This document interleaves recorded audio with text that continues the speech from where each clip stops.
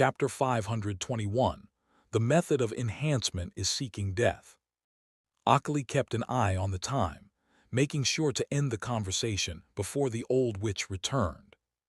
He even sped up his experimental progress, so she wouldn't find out he'd been slacking off. But when the old witch came back with an unpleasant expression, she didn't even ask about the experiments Akali was in charge of. She flicked her sparse ponytail, letting the finger tied to its end tap rhythmically against the back of her head.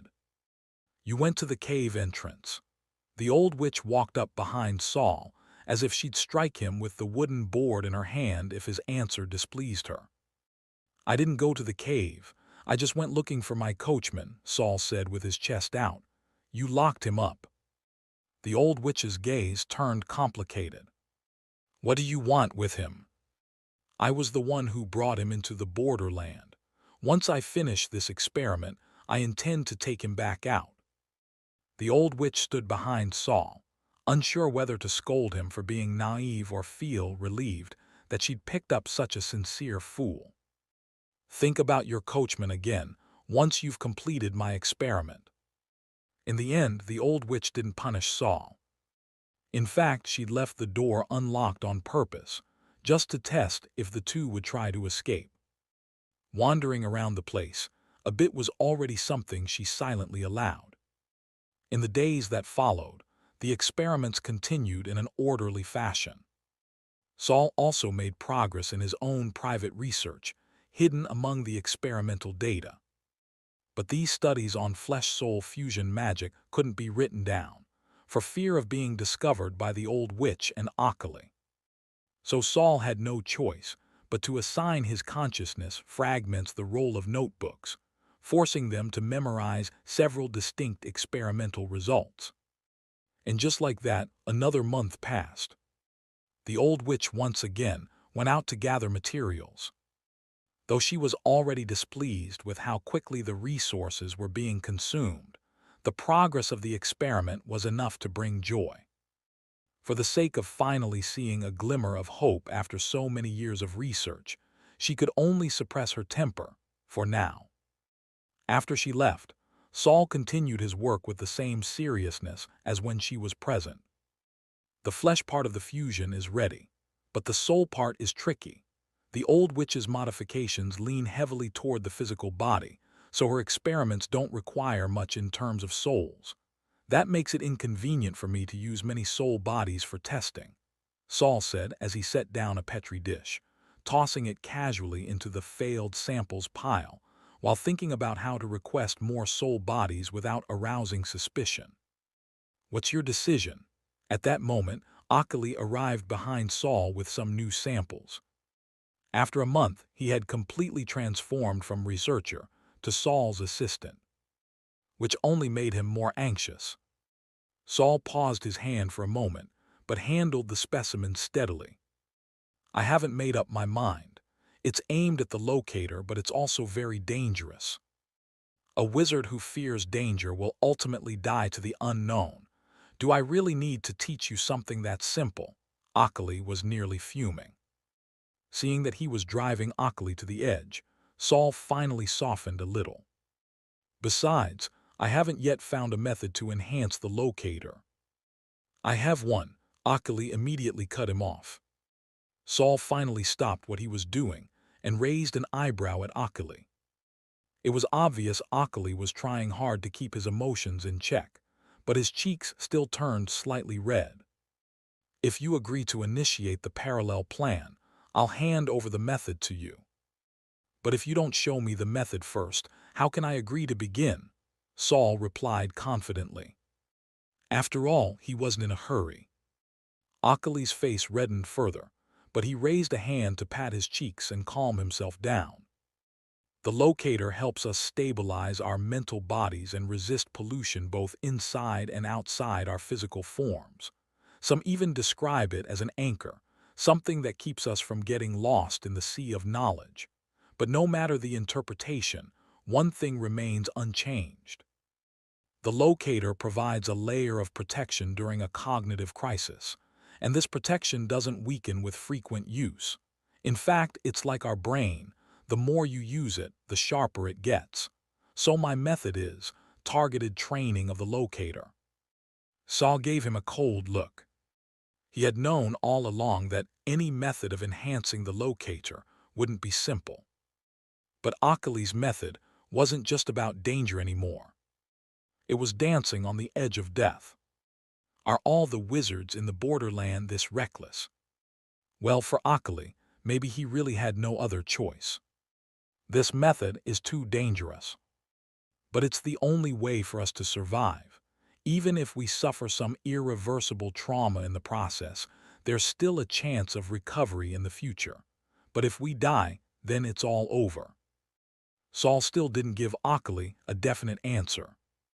But to ease his anxiety, Saul gave him a deadline. 3 days. However, it didn't take 3 days. Something happened that changed Saul's mind. The old witch returned half a day later than expected. When she appeared at the lab door, she was covered in dust. The grime had seeped into every wrinkle on her body, as if she'd been buried in dirt for hours. Saul paused for a moment at the sight, but ultimately decided not to ask about her ordeal. Those disgraceful experiences might not be ones she wished to recall. Did you find a complete soul body? Akali couldn't help but glance over, once again amazed at how utterly tactless this boy was. No, the old witch replied grimly, but that's all right. She didn't even clean herself up. Instead, she walked out of the room and came back a few minutes later. This time, she brought the dwarf out of his cage. The dwarf hadn't left his cage in a long time. Whenever the old witch came to him, it was always to extract some piece of his body. Sometimes more, sometimes less. Though his body was tough and his regenerative ability strong, he was now extremely weak. He never knew when this kind of life would end, but recently he'd begun to see a sliver of hope. The newcomer, the boy who still looked like he hadn't fully grown, seemed to have brought the experiment to its final stages. The sign was that the old witch had been taking samples from him more frequently. Despite his injuries, the dwarf's heart was filled with hope. If he could just hold on, perhaps he would regain his freedom. Whether the old witch's experiment succeeded or failed, anything was better than this stagnant torment. But today, the old witch brought him straight into the lab. Akali was assisting Saul, recording data. When he saw the old witch dragging the dwarf over, he was surprised at first, but then seemed to realize something, and a trace of joy flickered in his eyes. He tapped Saul on the shoulder. "Watch." Saul stopped what he was doing and casually tossed another sample into the failure pile. Then he saw the old witch strap the weakened dwarf onto the lab table. "You said you needed a complete soul for your experiment, didn't you?" The old witch glanced at Saul. "You're not picky about race, are you?" Saul stared back at her, expressionless, saying nothing. Then the old witch dissected the dwarf. Despite his strong vitality, the dwarf didn't die immediately from being dismembered. Next, the old witch brought over her homemade soul extractor. It looked like an upside-down cauldron, haphazardly connected to a number of jars. The apparatus was extremely crude, built from common materials. The true value lay in the intricate miniature magic formations etched all over it. These formations turned scrap into a precise instrument. The old witch activated the device with her magic. In an instant, the barely breathing dwarf lost consciousness. Saul narrowed his eyes, watching as a translucent soul, shimmering between white and gray, was gradually pulled into the upper pipes. Throughout the process, the old witch chanted spells carefully to make sure the soul didn't fracture. Once the extraction was complete, she took off the cauldron-like cover and tossed it to Saul.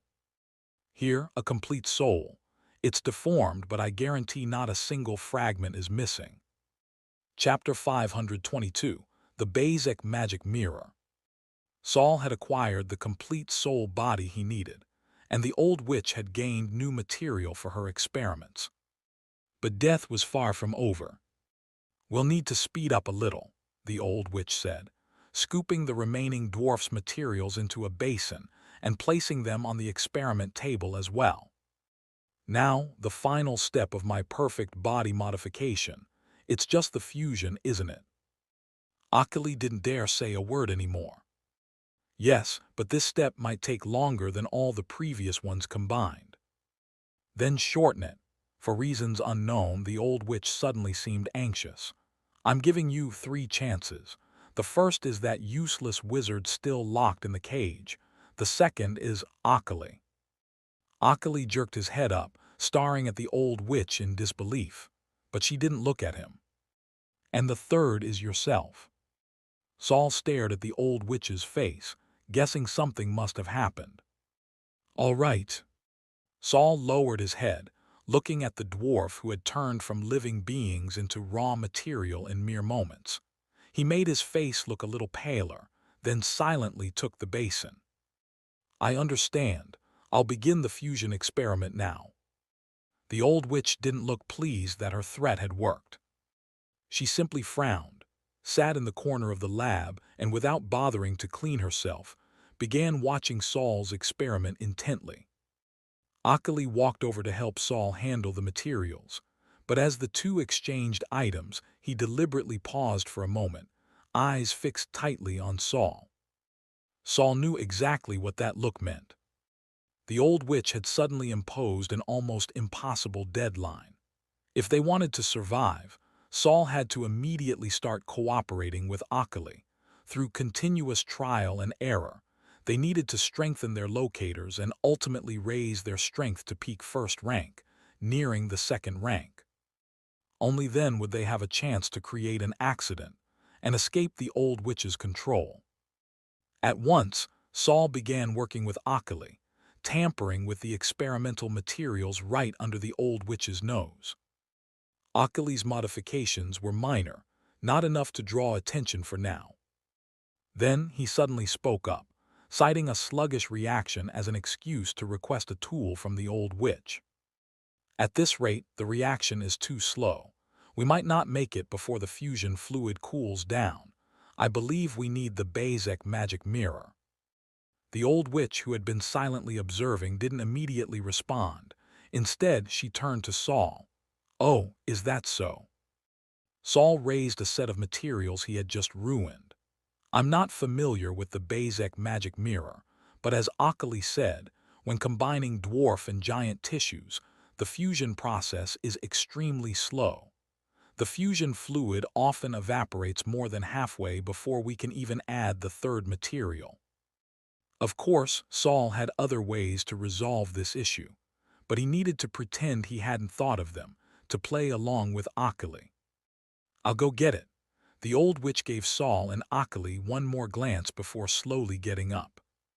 Akali deliberately explained loudly, the Bezek magic mirror is a very dangerous magical tool, but it's also very powerful. Its main function is to accelerate elemental particle reactions. By now, the old witch had stepped into the room next door. Akali quickly leaned in and whispered to Saul, but its more powerful use is distortion and replication. I'll be using the distortion ability. Make sure the old witch doesn't notice the experiment isn't actually accelerating. Saul gave a silent nod. How long have you been in the first rank? Not even a year. Akali was surprised. Saul had been in the first rank for even less time than he'd guessed. That meant his method of strengthening the locator would be incredibly risky for Saul. But there was no need to tell him that. A bit short, but I believe your strength is up to par. These locator things vary from person to person. At that moment, they heard the old witch's footsteps returning. Akali's voice returned to normal. I know you're not good with this tool. I'll demonstrate it for you first. Saul saw Akali wink at him, knowing this so-called demonstration was likely a way to show how to enhance the locator. All right. Just as Saul said that, the old witch walked in holding a mirror. This mirror is both extremely valuable and dangerous. Don't go exploring its other uses out of curiosity, or you'll lose your lives," she warned coldly. "Don't let your curiosity delay my experiment." With that, she removed the seal on the mirror. The Bezek magic mirror was a full-body mirror, even taller than Saul. Its golden frame was inlaid with rare gems, and at first glance, it looked just like a dressing mirror in some noble lady's bedroom. But as soon as the old witch lifted the seal, dozens of young girls' faces appeared inside the mirror. They banged on the inside of the mirror in terror, silently screaming with their mouths wide open, trying to escape, yet forever trapped within. The old witch drew a symbol across the mirror's surface with her finger, and the girls instantly vanished, replaced by her own reflection. At first, the old witch in the mirror moved in sync with the real one, but soon, her expression and motions began to lag and gradually moved independently. Unlike the frightened girls, the mirrored old witch was furious, slamming her fists against the glass. Seeing this, the real old witch turned the mirror away from everyone, facing it toward an empty space. No more than 1 minute of direct exposure to a person. Even when it's not reflecting people, the direction of the mirror must be changed entirely every 10 minutes. She didn't say what would happen if these rules weren't followed. But even if she had, it wouldn't have made a difference. Akali had already made up his mind to go through with the enhancement. After all, he was next in line to lie on the experiment table. Saul dumped out the previous materials and scooped some fresh dwarves from the basin. The two of them quickly began a new round of experiments. But this time, due to the addition of the Bezek magic mirror, they had to stop periodically to adjust its direction. However, after watching them for a while, the old witch noticed that they handled the mirror with great caution, clearly taking her warning to heart. She relaxed a little and no longer monitored them as closely. Her gaze began to wander, as if deep in thought about something important. It was during this lull that Akali's actions began to change. He would deliberately adjust the mirror's angle so that his arm or shoulder remained within its reflection range. Saul, on the other hand, positioned his body or various instruments to block the old witch's view of these subtle maneuvers. Before long, Akali's exposure exceeded 1 minute. Sweat began to bead on his forehead. If he hadn't kept his back to the old witch the whole time, she would have already noticed something was wrong. At around the 3-minute mark, Saul suddenly stepped in and adjusted the mirror's direction. Akali immediately shot him a sideways glare. Saul suddenly pointed at his throat. Akali instinctively touched his neck, and his face immediately changed. A bulge was forming on his neck, faintly visible, as if a fist-sized tumor were about to emerge. If that were allowed to grow any bigger, the old witch would notice instantly. Akali looked at Saul with a trace of gratitude in his eyes. But Saul didn't look back. He was staring at the mirror. Although it wasn't facing him directly, through its reflection, he could still see the old witch sitting in the corner of the room. When he squinted and focused, the grotesque, ugly figure of the old witch began to flicker, like a signal breaking up. Saul stared at the flickering image, and finally caught a glimpse of the most abnormal frame among them. In that briefest of flashes, he saw not the old witch, but a young woman battered and disheveled, yet eerily alluring in her beauty. Chapter 523, Allergic Reaction. Although Akali's real purpose for using the Bezek magic mirror was to push the limits through reckless experimentation and thereby enhance his locator. During the experiments, Saul discovered that this magic mirror was indeed surprisingly useful. At the very least, it offered a great deal of help in improving his reaction speed. Of course, what concerned him more was that he seemed to have accidentally uncovered something strange about the old witch. While many wizards tend to ignore their outward appearance in pursuit of truth and power, many female wizards still prefer to avoid becoming overly horrifying or hideous. Was the person in the mirror the old witch herself, or was it a reflection formed by some other reason? Unfortunately, that image only appeared once. Afterward, no matter how Saul secretly observed the old witch in the mirror, he never saw that alluring, sharp-eyed young woman again. 5 days later, Saul completed the fusion of 4 different bodies. Drawing on his experience from resurrection experiments, he managed to temporarily suppress the rejection reactions between the bodies of different races. The moment the experiment was completed, the old witch, as if sensing something, rushed forward and shoved Saul aside. This is the new body formed by the fusion of 4 races. Lying on the experimental table was a pale, fleshy lump. Tiny fleshy tumors kept sprouting from its surface, only to be burned off repeatedly by the electric discharge devices next to the table. Strictly speaking, it's 3.5 races, Saul stepped aside to explain to the old witch. It currently has the strength of dwarves, the toughness of giants, and the adaptability of barbarians. But I'm not sure if it will possess the beauty of elves once it solidifies into a fixed form. After all, the elven materials you gave me were far too little. I can't even identify what part of the elf body they came from. The old witch rolled her eyes at Saul. I don't want to disappear like the elves. What I gave you was powder made from a wind elf's remains. Rare, yes, and safer too, though the amount was small. Wind elf remains. Saul didn't even have time to be shocked when he heard Akali shouting from the side. Powder from a wind elf's remains. Old witch, don't tell me you stole it from the wind sprite's lab. The old witch was stunned for a moment, then looked slightly confused. But Akali continued rambling on. Those remains are the wind sprite payer's most prized treasure. You actually dared steal it and still remain in the borderland. Smack! The old witch slapped Akali hard, sending him flying just as he was about to say more. By the time he climbed up from the ground, half of his face had been peeled back from the slap.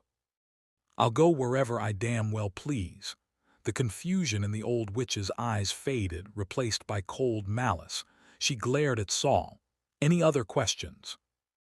No, if it's powdered remains, then the efficacy should be sufficient. Saul immediately replied. Good, then let's prepare the final ingredient. The old witch left the laboratory without a trace of emotion. Saul hurried over to help Akali up. Are you okay? Akali gritted through the pain, pressing his half-detached face back in place. He had no strength to speak and could only shake his head at Saul. Saul retrieved materials from the experimental table and quickly concocted a healing potion, applying it to Akali's face.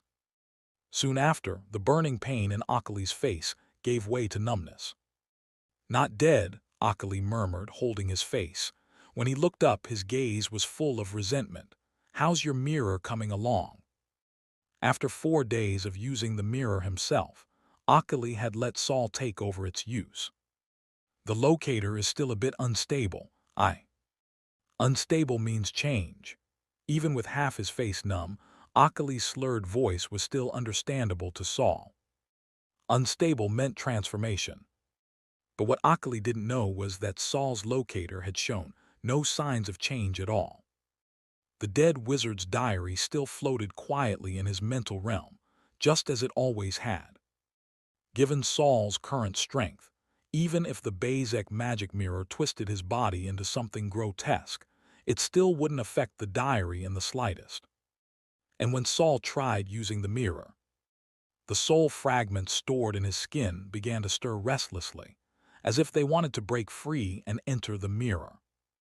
It was only because his time in front of the mirror was short that this agitation hadn't turned into action. Still, Saul took the opportunity to roughly understand the Bezek magic mirror's operating principles.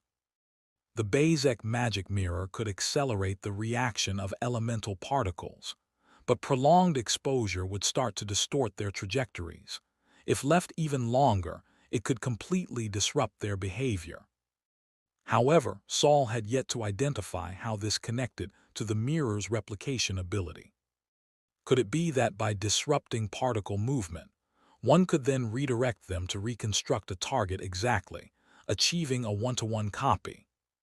This was the only plausible theory Saul could formulate for now. At the same time, he also understood why the mirror housed so many wraiths. They were the mirror's source of operating energy. If this mirror ever fell into the hands of ordinary people, it would surely become the source of countless terrifying legends. You need to pick up the pace. If you don't speak, I'll just make a run for it myself. I know, Saul muttered unwillingly. Just then the old witch returned, bringing another imprisoned wizard with her.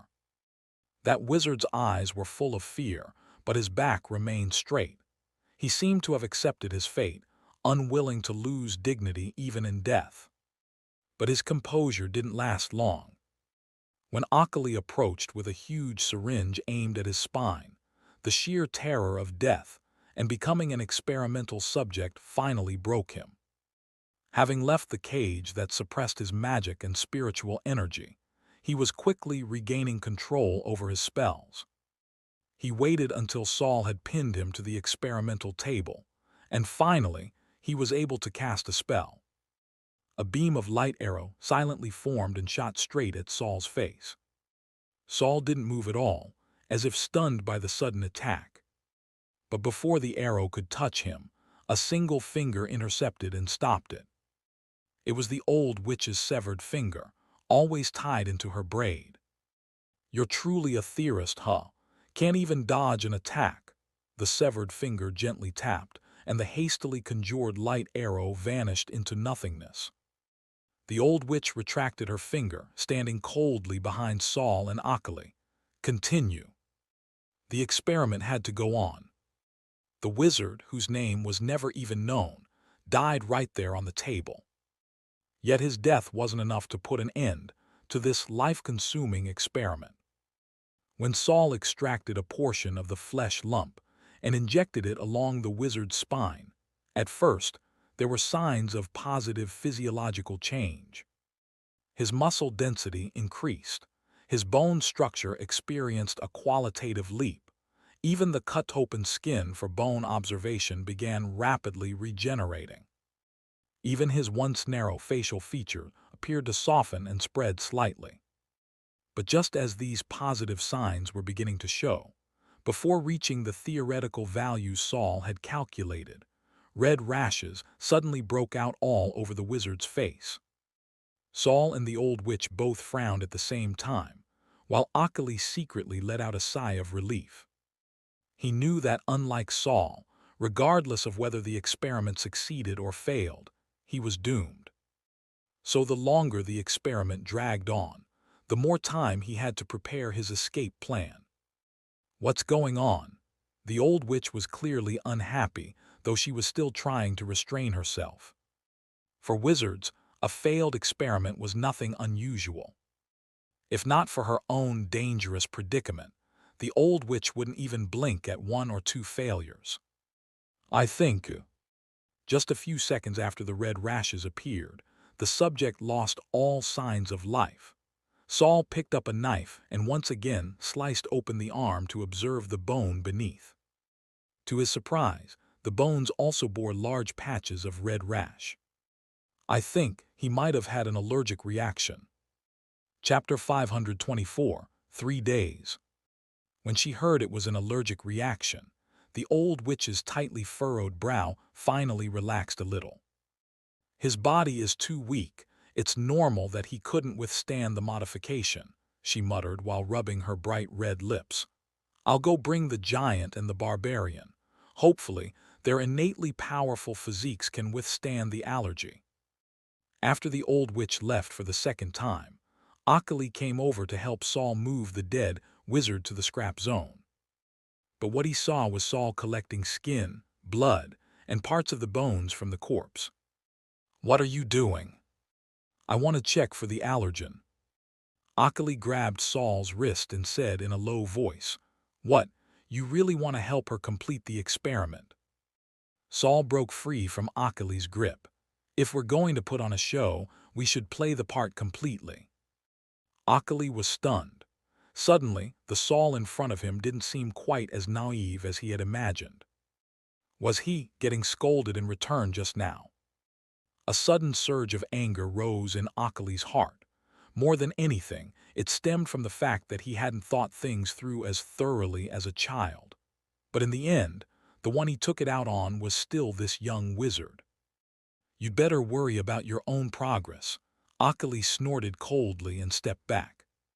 Saul noticed he had walked away and turned to deal with the materials in the scrap zone himself. Recently, Akali hadn't been very focused on experiments, but every time it came to cleaning up scraps, he was surprisingly enthusiastic. Saul subtly adjusted the magic mirror, using the reflection to observe Akali's actions. Moments later, a glint of understanding flashed in his eyes.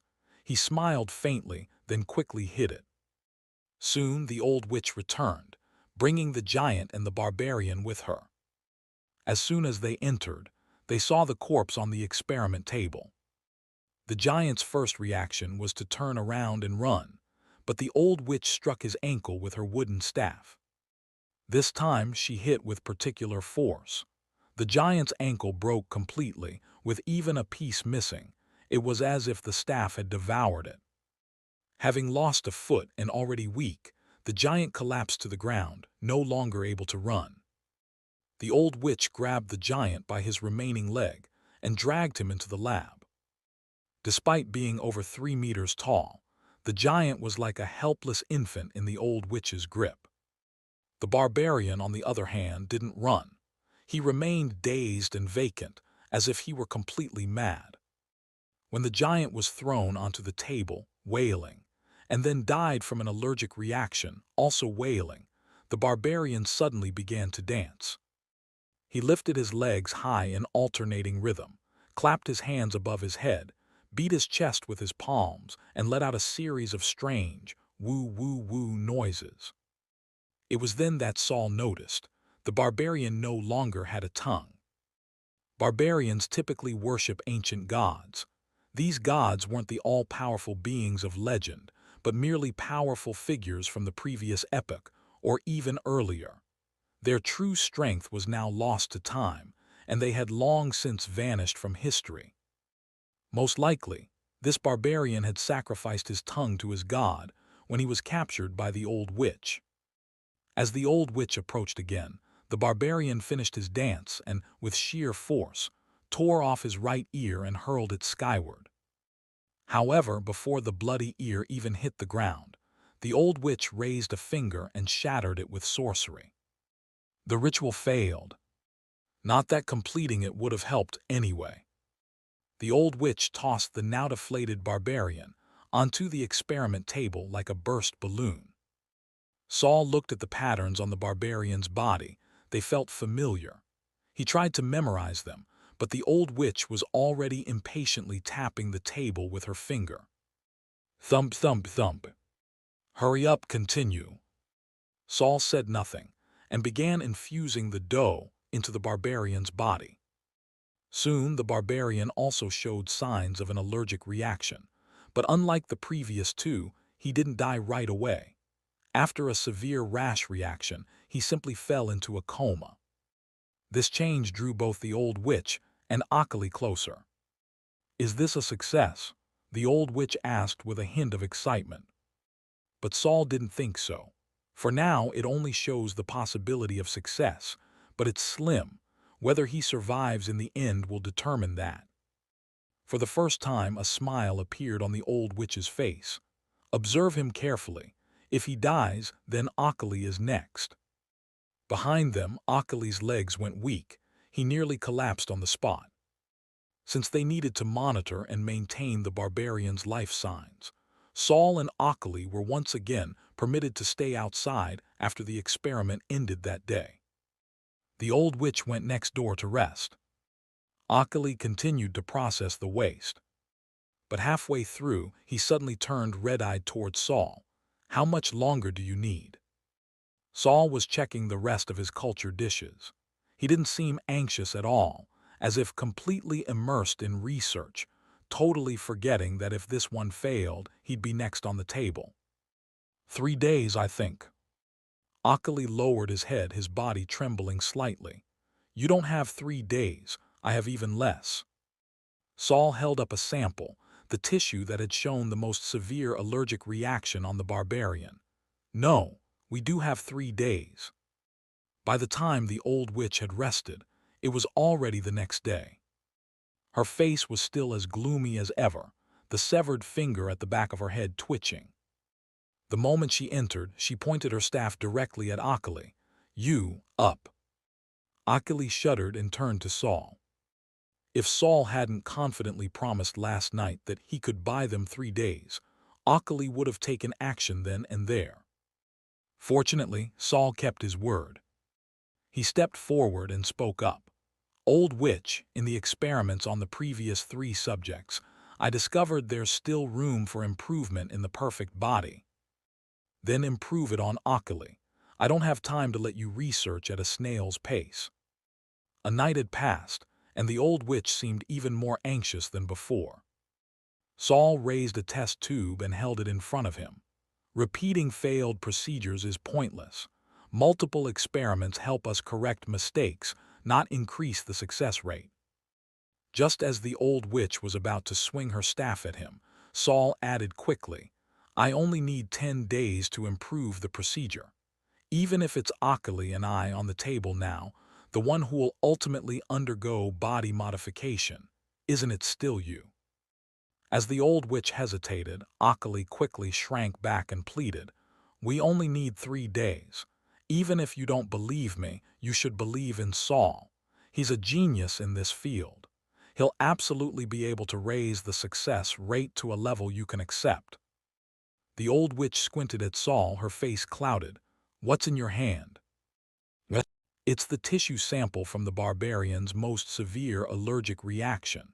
Through analysis, I've already found a way to suppress the symptoms, but I still need several more experiments.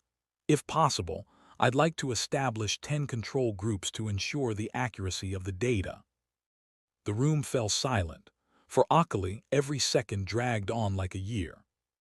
3 painfully long minutes later, the old witch finally spoke.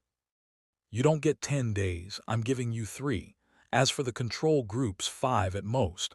I'll go catch more subjects now. She disappeared in a flash. Akali exhaled in relief and quickly gripped the table to steady himself. He had nearly collapsed for real. Saul turned and patted Akali on the shoulder. It's not time to relax yet. Let's move on to the final experiment. Chapter 525, The Escape. Only 3 days remained. But Akali had no intention of waiting until the last day to make his escape. That one, and this one. That night, Akali had no choice but to start preparing his escape plan ahead of time. He told Saul a list of ingredients. When you're preparing potions tomorrow, make sure to set a little extra of these aside and hand them to me in secret. I'll be concocting a new potion tomorrow night. Tomorrow night, Saul feigned hesitation, but I might not be able to. We're out of time. If you can't complete the near-second rank breakthrough tomorrow, then during the escape, I'll just have to take on more risk myself, Akali said helplessly. Saul lowered his eyes, looking somewhat discouraged. Then I'll leave it all to you. The next day, the old witch remained seated in the corner of the lab, overseeing the two as they worked. Since Saul was the primary operator of the experiment, Akali could only assist here and there. Most of the potions were also Saul's responsibility to prepare. Following Akali's instructions from the day before, Saul took a little extra of each material. But the number of ingredients Akali needed was quite large, which made Saul's actions inevitably a bit conspicuous. And he couldn't use his storage vessel. Any sudden magical fluctuations would be instantly noticed by the ever-watchful old witch. Luckily, the old witch no longer stood directly behind them, so making small moves was somewhat easier. Saul noticed Akali also took a bit from the potion Saul had already completed. The two cooperated, covering for each other, and finally managed to secretly stash away some materials. But in order to hand the extra ingredients over to Akali, Saul had to frequently lean in close to him, pretending to discuss the experiment. After enough times, it naturally aroused the old witch's suspicion. "What are you two whispering about all the time?" The old witch raised the wooden stick in her hand, thought for a moment, and then brought it down on Akali's calf. MMGH. A chunk of flesh was instantly torn from Akali's leg. He stifled his scream, his face flushing red from the effort. Saul eyed the old witch's wooden stick warily, but still took the initiative to explain. "Akali's too nervous. He keeps making little mistakes." MMGH. Akali widened his eyes but didn't say a word. His face only grew redder. The old witch let out a cold snort, sweeping her gaze over both Saul and Akali. But she couldn't figure out where Akali had hidden the materials and so failed to find anything. "I don't care what you two are plotting. If you try anything funny, I'll skin you both alive." Now that they were being closely watched, the little tricks naturally had to stop. Thankfully, Saul had already handed all the necessary potions to Akali, so the two could continue the experiment openly. From then on, the old witch stood constantly beside Saul, but she found nothing suspicious again. When it came time for rest, the old witch's earlier suspicions had not yet abated. She no longer allowed the two to stay in the lab overnight, and instead locked them back in the stifling cages. As Saul crawled into the wooden cage under the old witch's watchful eye, he uneasily glanced at Akali in the neighboring cage. Akali seemed to have curled into a ball from fear. Saul turned his head and met the old witch's eyes, like light bulbs, half-lidded and still terrifying. "If you can complete the transformation experiment on Akali tomorrow," she said, "I'll make an exception and take you as my apprentice. If you fail, you'll become my slave." Saul wasn't too interested in either role, but right now he could only watch as the old witch turned and left, the severed limb behind her swinging in a semicircle through the air. Once she was gone, Akali immediately sat up. "You didn't really think she'd make you her apprentice, did you?" "No." "Good." Akali glanced once more in the direction the old witch had gone, a hint of joy flashing across his face. "Didn't expect her to actually lock us back in the cages tonight." Saul looked confused. "She locked us up again. We can't use magic. Why are you so happy?" Akali kept his eyes on the door, grinning. "Because locking us up means she's got no time to watch over us. Either she's left the area, or she's entered deep meditation. Either way, it means no one will disturb us for a while tonight." Akali immediately sat up and pulled out the hidden potions from his clothes to begin mixing them. Since he couldn't exactly bring back lab equipment in his clothes, he could only resort to the most primitive methods, concocting the potion on the ground. There was a certain rustic charm to it, like hand-mixing rice. Before long, Saul smelled a strange scent coming from Akali. "It's done." Akali raised his hand, carefully scooping up the sticky, pitch-black potion that looked like mud, and began smearing it onto the bars of the cage. The miniature formations drawn on the wooden bars were quickly covered. Saul watched closely from the side. That muddy-looking potion wasn't just covering the formation, it was suppressing its effect without destroying it. That caught Saul's attention. If we destroyed the formations directly, the old witch would notice right away, but this way there's no alarm. Saul nodded, memorizing Akali's technique. By now, Akali had covered all the miniature sorcery formations, and with a light push, opened the cage door and slipped out. At this point, he could have left Saul behind and fled on his own. After all, Saul no longer seemed to have any value. But he didn't hesitate at all. Grabbing the rest of the potion, he ran over to help Saul escape his cage as well. That surprised Saul. "Herman, I thought he'd just run off on his own." "And I doubt it's that simple." Akali quickly opened the cage door and held out a hand to Saul. Hurry up. Saul didn't take his hand, but instead ducked his head and crawled out on his own. Halfway through, Ockley grew impatient. Faster. He grabbed Saul's arm and half-dragged him the rest of the way out. The potion's effect, the one from that love soup, should be wearing off by now. Are you still feeling disoriented? Saul cooperatively raised his hand and checked. I'm fine now. Ockley nodded. Then we move now. Saul frowned. How? The old witch is probably in one of the outer rooms. She's got a habit. Every time she locks us up, she goes into deep meditation. If we leave now and stay low, keep our magic and mental energy suppressed, she won't notice. And tomorrow's a big day, so she'll definitely want to rest well. The old witch had used this cage to imprison Ockley and the others for many years, and so trusted it completely. She likely never expected that Ockley had already found a way to escape long ago. He'd just been waiting for someone to cooperate. In the worst-case scenario, she hasn't gone into deep meditation. Ockley looked Saul in the eyes. Then it's do-or-die time. Reaching near second rank was for this moment. Remember, don't get bogged down. If there's an opening, run.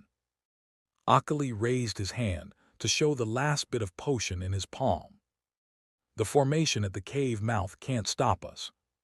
Saul thought Ockley's plan wasn't fully solid, but since they were already out of the cages, even an imperfect plan had to be carried out. The key thing was, Ockley didn't have any more time. Then let's go. Saul hesitated for a second, then asked, can we bring my coachman? Ockley clenched his fist and nearly swung it at Saul. You'd better worry about yourself right now. Saul made a troubled face and nodded. All right then. Chapter 526, Failure at the Brink of Success. The two tiptoed, trying their best to make no sound as they hurried through the corridor, rugged like a mountain cave. As they passed the room where the old witch usually rested, both Ockley and Saul held their breaths in tension. Fortunately, the worst didn't happen. They passed the old witch's room without incident. Even after Ockley used a potion to suppress the warding spell formation at the cave entrance and led Saul outside, the old witch still didn't appear behind them. They carefully crossed the threshold without triggering any alarms and finally escaped the old witch's hideout. Outside, it was already deep into the night. The starlit sky overhead added a faint glimmer to the dim world. Ahead lay a few gently sloping hills and a barren stretch of wasteland. Seeing the scene outside and glancing back at the cave entrance, Saul felt a pang of emotion. They had been imprisoned in a literal underground hole all this time. When they looked back after leaving the cave, they discovered that from the outside, the cave appeared to be no more than several fist-sized mouse holes. Not a trace of magical energy leaked from within. It seemed the old witch used this very trick to avoid those hunting her. They ran all the way to the base of a nearby hill and hid behind a few lonely aloe plants. All right, we'll part ways here, Ockley, chest still heaving, suddenly said. Part ways, but Saul started to speak only to be interrupted. Since we're out, it's every man for himself. Now's not the time to relax. The old witch is incredibly skilled at tracking people. I urged you to grow stronger, not just to escape the prison. The real danger is in the pursuit that comes after. If we stay together, we're a bigger target and easier to catch. I'll head that way. You go the opposite direction. Ockley's lips moved quickly as he explained to Saul. Then his entire body vanished into a cloud of black mist and drifted away in the direction he had pointed out. Saul stared at the fading remnants of Ockley's spell, standing still, not making a move to run. He placed a hand on his right arm, the one Ockley had grabbed earlier, and murmured thoughtfully, So, which direction should I run in? Well, throughout the escape, Ockley had acted composed, but in truth, his heart had been pounding wildly. Locked away by the old witch for 3 years, he had longed for freedom every second, constantly haunted by the shadow of death. He'd spent over a year planning this escape. The materials Saul had stolen were only a small part of it. Akali had started hoarding ingredients secretly a year ago in preparation. But some of the more crucial components were too difficult to obtain, especially with the old witch always watching him closely. Without Saul's cooperation, he could never have gathered the final few materials. And now he had finally made it out. After running for most of the night, Akali stopped in a mountain hollow. From his pack, he pulled out a root known to restore magic power and began chewing on it ravenously. Ingesting unprocessed materials like this was actually somewhat toxic, but Akali had no time to be picky. Years of captivity had already left his body filled with toxins. He'd deal with that once he was truly free. For now, he was racing against time. He had to reach the nearest wind sprite's territory before the old witch used her scrying mirror to locate him. If he could just report her whereabouts to one of the wind sprite's subordinates, he would not only be safe but likely well rewarded. However, even reaching the nearest wind sprite camp would take 3 days. Too much could go wrong in that time. Luckily, there was someone who could buy him some time.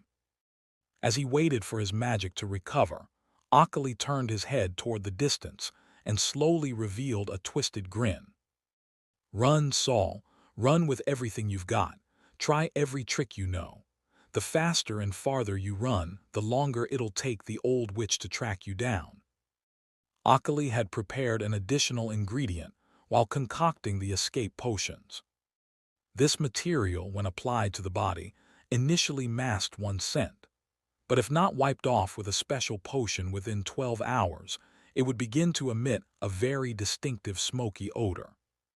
And since the old witch often used this material to evade pursuers herself, she was all too familiar with that scent. Once she woke up, she'd naturally go after the one who left behind a tail. That would buy Akali more time to flee. He had specifically smeared this substance onto Saul's arm when pulling him out of the prison. As for the trace that got on himself, he had already washed it off the moment he left Saul's sight. As long as Saul could hold out for a day, Akali was confident he could reach the wind sprite's territory. 3 days later, Akali crouched in a patch of grass, peering toward a settlement ahead. The settlement had no stone or wooden houses. Instead, there were only large tents. At the center stood the largest tent, with the others arranged in a circle around it. Since the borderland was fraught with sudden danger, the wind sprite's followers all opted for easily dismantled mobile camps. This should be the wind sprite's territory. Judging by the size of that central tent, there's probably a second-rank wizard stationed here. Akali's eyes lit up with joy. If only a first-rank wizard were here, at most they might make the old witch more cautious, but not truly stop her. But a second-rank wizard, that would make the old witch think twice before stepping in, lest she attract more enemies. Only 300 meters left. Still on high alert, Akali crept forward, covering himself with his sand-dusted, gray-yellow robe. He had applied a fresh coat of the scent-masking material, which wouldn't wear off for some time. As long as I can just reach that second-rank wizard. Suddenly, 2 people walked out of the camp, chatting and laughing. Akali didn't dare show himself. He crouched low and cast an invisibility spell. The 2 bore the aura of wizard apprentices. Perhaps because they were still close to camp, they were off guard, casually discussing recent news. And it happened to be about the old witch. "Did you hear? Someone spotted the old witch." "Ha, the wind sprites already sent extra forces to catch her. Once that old hag is caught, we won't have to worry about people around us vanishing anymore." Then the first one lowered his voice. "Did you know? She actually injured the wind sprite the last time she showed up." Their voices grew lower and lower, until Akali could no longer hear them clearly. Still, just from what he'd overheard, he knew he could now report the old witch's location. Perhaps the second-rank wizard here would even reward him. Akali's eyes gleamed, as he prepared to rise from the ground. Suddenly, his legs went numb. He couldn't move them at all. His heart pounded. A terrible thought surged into his mind.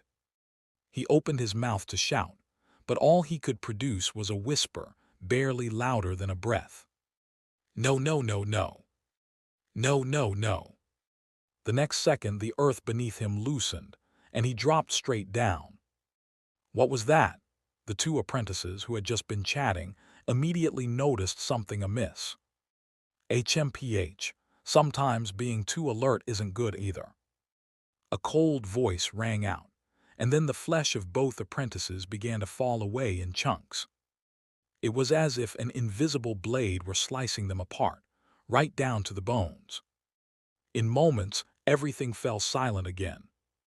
Akali lay prone in a pit of dirt, feeling a warm liquid trickling down from above, slowly soaking his face. You run fast, don't you? The old witch pressed down on Akali's back. Her head hung low, and one of the tiny fingers woven into her braid rested right against Akali's nose. It's over, Akali clenched his teeth, overwhelmed with despair.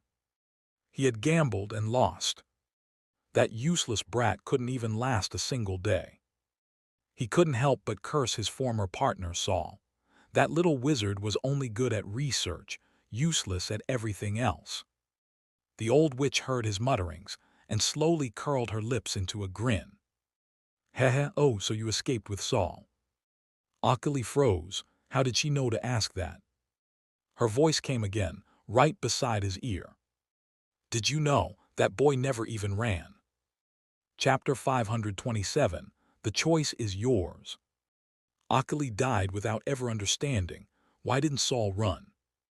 Of course, before dying, he had fiercely resisted. Even after a desperate last burst, putting his life on the line, he still wasn't a match for the old witch. Or rather, he still died under the spell tool Basic Demon Mirror. In the end, Akali was covered in blood, thin as a stick. The old witch waved a hand to stir the dirt, burying the three corpses. She cast a wary glance at the distant cluster of tents, and before anyone else could arrive, quickly left the area. When the old witch had gone out to track Akali, she'd had her doubts. Although Saul had returned voluntarily, no one could guarantee he wouldn't escape again while she was out. At one point, she even considered crippling Saul before leaving. But just before taking action, she hesitated. Her perfect body transformation was now just a sliver from completion. Yet even that sliver was beyond her ability to complete on her own. With no other option, she had to use magic to temporarily imprison Saul, and at his request, she locked him inside the laboratory. Ever since discovering someone had escaped from the magic-suppressing prison, she hadn't trusted her confinement methods as much. So after eliminating Akali, who might have exposed her whereabouts, the old witch immediately rushed back. With no need to search for anyone and focused solely on returning, it took her just a day to reach her hidden underground lair. When the old witch burst back into the residence in a panic, Saul was still obediently inside the lab, fully engrossed in his experiments. Relief washed over her, briefly, but when she saw the lab in shambles, the heart she just settled almost leapt out of her mouth again. "What are you doing?" The old witch ran to Saul in 2 steps and elbowed at him. But Saul stepped back before she could touch him, dodging the strike. "I figured with Akali already gone, I'd be next on the table, so I made some modifications to the previous formula." The old witch looked at the dough on the table. It had become a gray, semi-transparent, slightly quivering sphere. It suddenly reminded her of a dessert she'd eaten long ago called pudding. But no matter how appetizing it looked, it was now nothing like the original base material for the transformation. You, the old witch was so furious, even her little fingers were twitching. "Do you think you're going to die anyway, so you're wasting my magic materials to get back at me?" She waved her wooden stick in front of Saul's face, twitching as if she was going to skin his face the next second. Saul extended his index finger and gently touched the tip of the stick, pushing it away from his face. If that were the case, why wouldn't I just run? Even if you caught me again, I'd at least get half a day of freedom, would I? The old witch could tell from Saul's calm and composed demeanor that he wasn't acting out of helpless hysteria or sabotage. Still, she was heartbroken over the rare materials wrecked in the lab. So, you're ready to get on the operating table? Saul nodded. Yes, I don't have full confidence, but I'm willing to take the risk for the sake of my knowledge. In the old witch's eyes, Saul had become the very embodiment of someone whose mind had been broken by reading too many books. Then get on it. One moment. Saul raised a hand and took out a piece of parchment from nearby. I made some major modifications to the materials over the past few days, so the experimental process differs from the original. He handed the parchment to the old witch. Since we're the only two people left in the lab, that means only you can operate the experiment. I need to walk you through the specific steps and precautions. If you make a mistake and the experiment fails, I'd be dying in vain. Here there are two possible starting points. Because the new dough, the base material for the perfect body, has strong permeability and adhesiveness, we can apply it directly all over the body. But for better absorption, I recommend removing the outer layer of skin first, then applying it completely. As the old witch listened, her already wide mouth nearly stretched enough to swallow a watermelon. She'd always thought dismembering the living and dissolving fat was brutal enough, but compared to Saul's outlined procedures, at least hers allowed people to die quickly. Eyes wide, she suddenly had the urge to open this young man's skull to see what was inside. Didn't he realize the tendon stripping and skin removal procedures described on the parchment would be applied to him? Seeing Saul speak calmly and without fear, the old witch suddenly felt a sense of humiliation, like she was being looked down on. Enough, she snatched the parchment from Saul's hand. I can understand this. Now get on the table.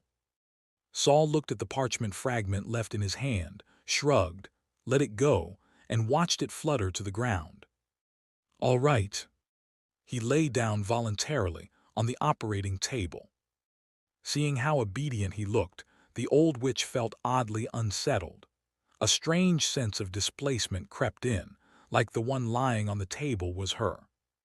She took a deep breath, walked over to the new dough, and carefully reread the contents of the parchment.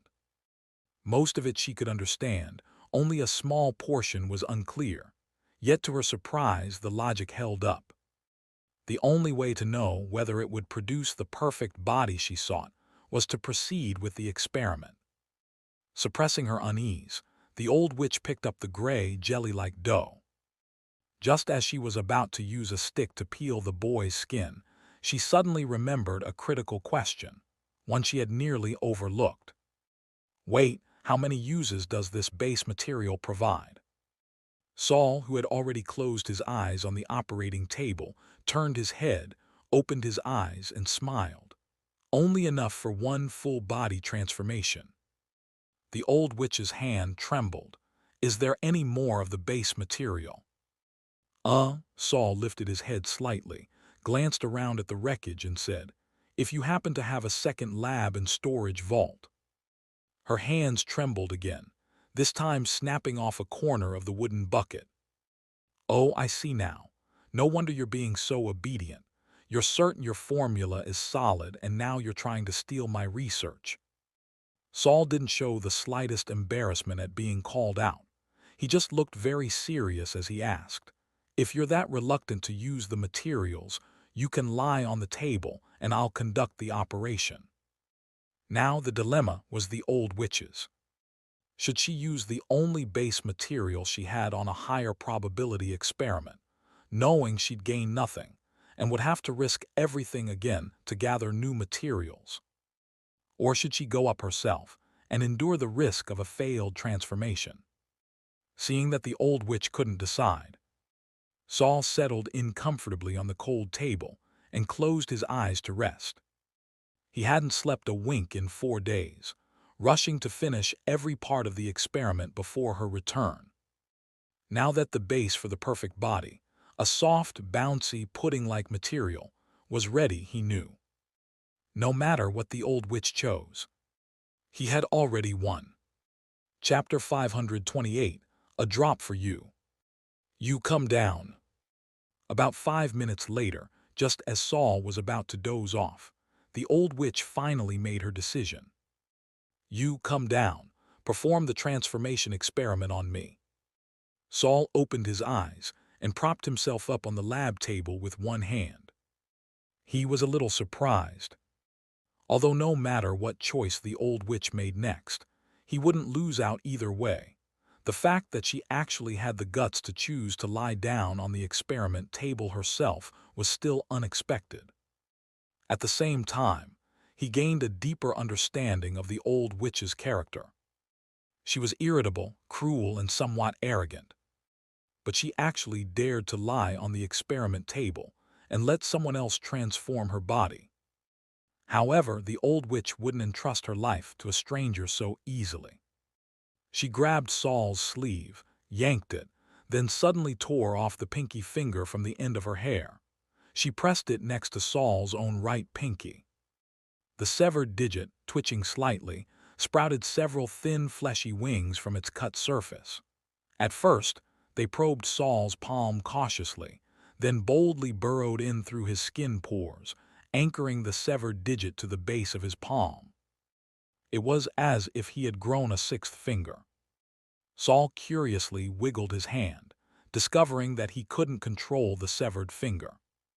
What's the success rate for this transformation experiment? The old witch lay back on the table, her voice still carrying a slight tremble. If you were doing it, maybe 50%. If I do it myself, around 90%. The old witch felt Saul was insulting her. She turned her head to glare at him darkly. Since you're so confident, I'll give you this chance. Just remember, if I die, that severed finger will soon take your life as well. And I promise you, your death will be 100 times more painful than mine. Saul smiled, no longer paying attention to the extra finger on his hand. Don't worry, I'm very familiar with this experiment. The old witch closed her eyes. From the slight tremble in her eyelids, it was clear she was actually very nervous. But for some urgent reason, she had chosen to give up collecting more magic materials and instead gamble with her life. Maybe it has to do with the wind sprite and the firefly lord that Akali mentioned. Could the old witch think she's about to be caught? Saul quickened his movements. He definitely didn't want someone barging in halfway through the procedure. But just as he placed the small knife against the old witch's forehead, something changed. The old witch, who had been lying motionless with her eyes closed awaiting her fate, suddenly opened them. She grabbed Saul's wrist in a flash. Crack! Saul heard the sound of his wrist being crushed. The sharp knife slipped from his powerless grip, sliding along the old witch's skin and leaving a red mark. That red mark quickly oozed with bright red blood. Holding his limp wrist, Saul withdrew all expression from his face. If you've changed your mind, you could have just said so. But the old witch only shot him a sideways glare. In an instant, Saul felt the air around him freeze completely. It was as if he'd been frozen inside a giant block of ice. He couldn't move, couldn't breathe. He couldn't even shift his eyes. He was imprisoned in a pocket of air. But what the old witch did next stunned him even more. She grabbed the sparse braid behind her head with one hand and picked up the fallen knife with the other. Then, chanting some obscure incantation, she began to slice her own neck, slowly, back and forth, like carving up a steak at a Western dinner table. A massive burst of blood erupted like a volcanic explosion. Her head was instantly drenched in red. Yet her gaze remained calm.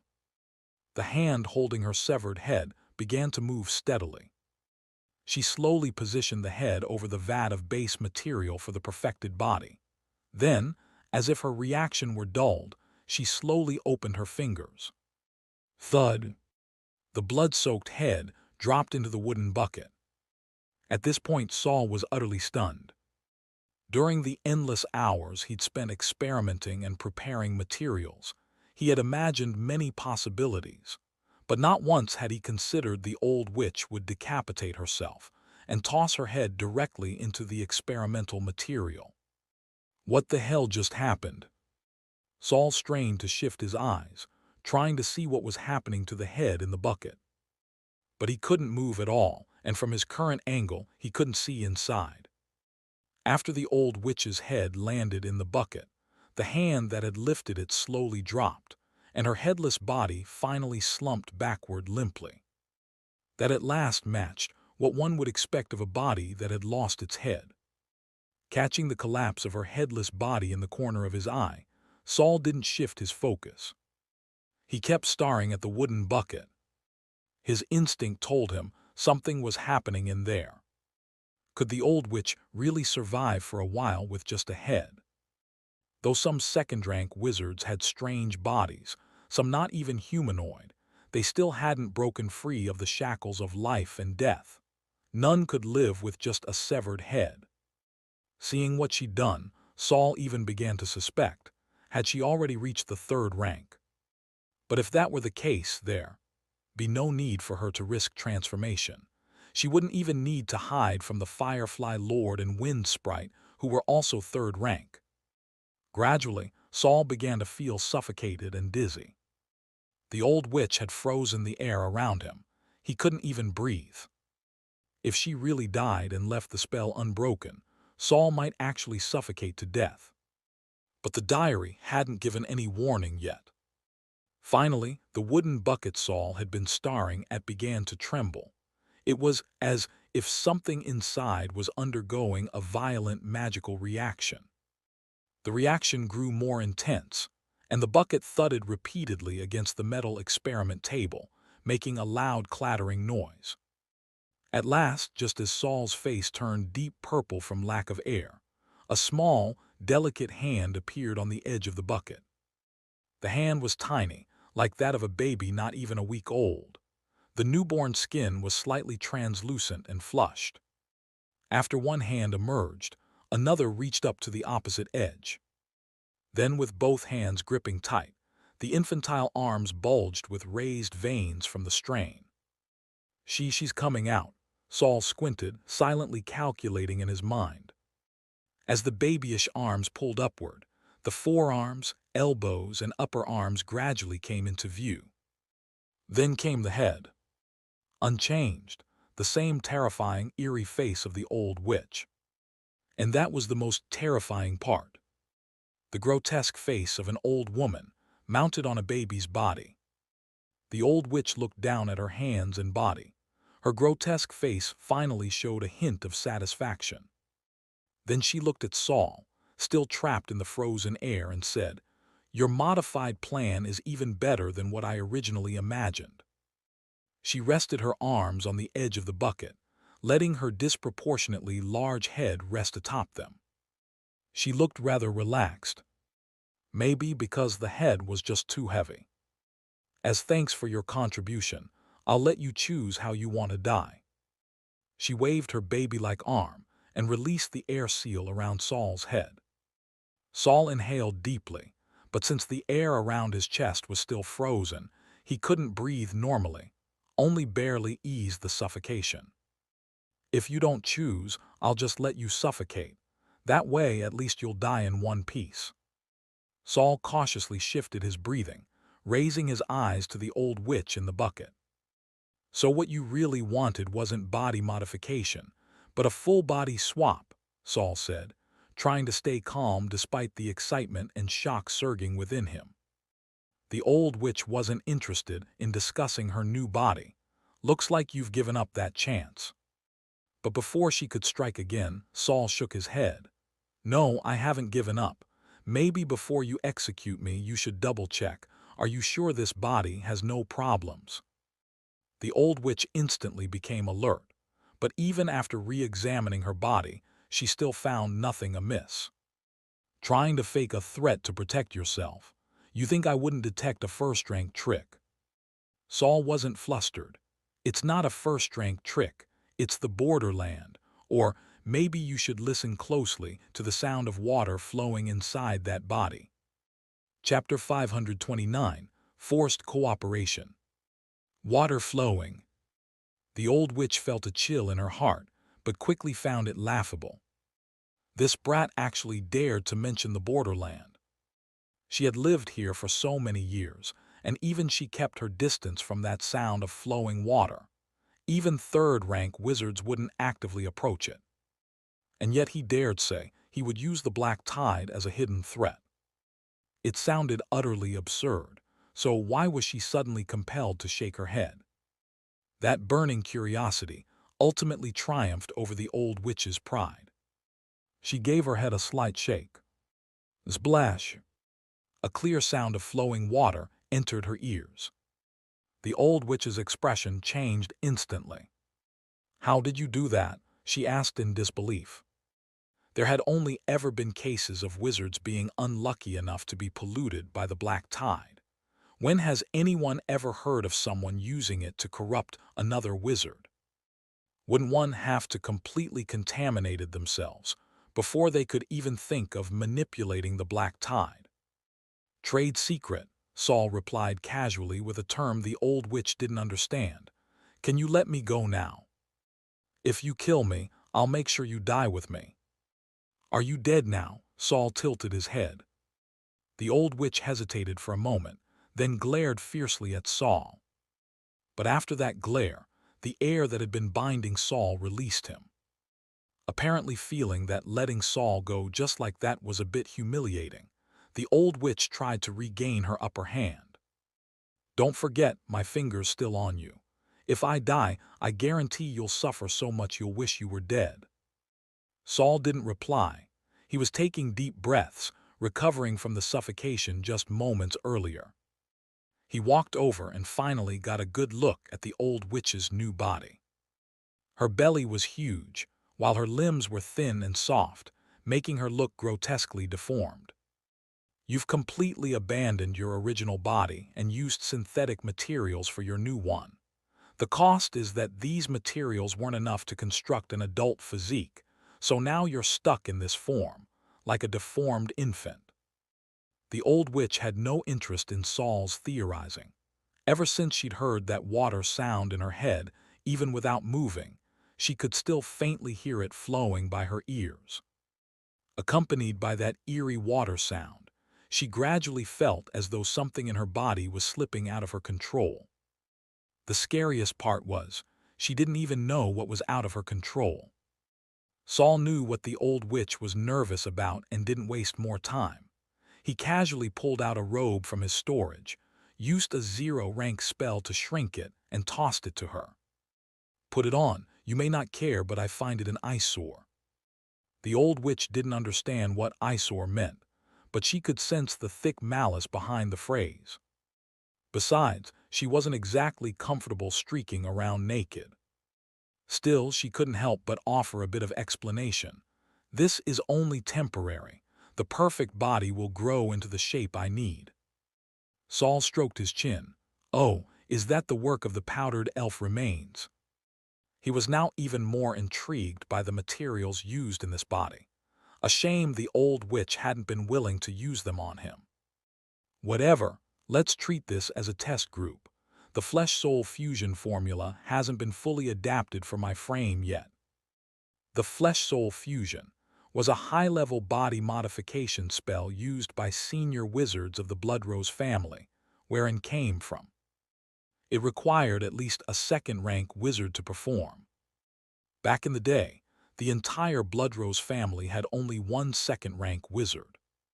And that one wizard never managed to complete the flesh-soul fusion modification, ultimately dying a pitiful death in Hanging Hands Valley.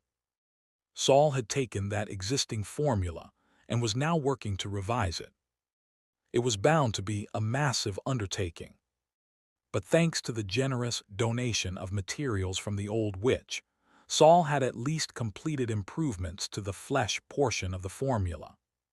To proceed with the soul fusion, he still needed a large quantity of souls. By now, the old witch had finally managed to squeeze into the shrunken wizard robe. With a belly and head equally large, she looked like a snowman built in winter. How do you plan to remove the pollution I'm suffering from? Bit by bit. The old witch narrowed her eyes, killing intent flashing. Do you really think I have no way of dealing with you? Saul wiggled his left hand, now with 6 fingers, signaling her to relax. You misunderstand. I'm clearly weaker than you. I only did this so we could speak on equal footing. HMPH, the old witch snorted coldly. Then how do you propose we speak? Of course we continue with the perfect body project. From your current state, it's clear the modification formula still needs improvement. I also want to integrate it with my own formula. The old witch still didn't get it, but I can't help you with the research. She had already noticed, Saul, despite being only a first-rank wizard, far surpassed her in knowledge of magic and body modification. She was useless in that department. I know, I have other assistants, Saul said, referring to his various consciousnesses. The diary also held veto power. Though it's called the Borderland, most areas here are nominally occupied by 3 third-rank wizards. As an outsider and a mere first rank, I'll obviously struggle to obtain enough magic materials. But you're different. You've lived here for many years and you've managed to gather so many materials. I imagine you still have a way of collecting more. So you want to control me, make me your slave, your experiment. I wouldn't dare. How about equal exchange? I'll also help refine this body of yours. Besides, you're in quite a rush to switch bodies, probably because you need a place to hide. This time, the old witch hesitated for a long while. The sound of water occasionally echoed in her ears. That sound made her restless and uneasy. What terrified her even more was the idea that one day she might get used to it. If that day came, she'd likely be close to complete mutation. Fine, but first you must remove the pollution inside me. Otherwise, this cooperation is meaningless. We'll both end up dead. Deal, but before that, let's sign a contract. After all, we don't trust each other. Saul raised his hand, and a fairy contract appeared in his palm. A fairy contract. The old witch immediately identified its alias, then suddenly realized something. Wait, you actually have a spatial storage artifact. Impossible, I clearly searched your body. Baton Academy's latest product. You might want to look into it, Saul replied with a smile, naturally unwilling to reveal where his storage was hidden. He spread the contract flat on the workbench. Shall we? After signing the cooperation contract, Saul could now count as having a local guide in the borderland.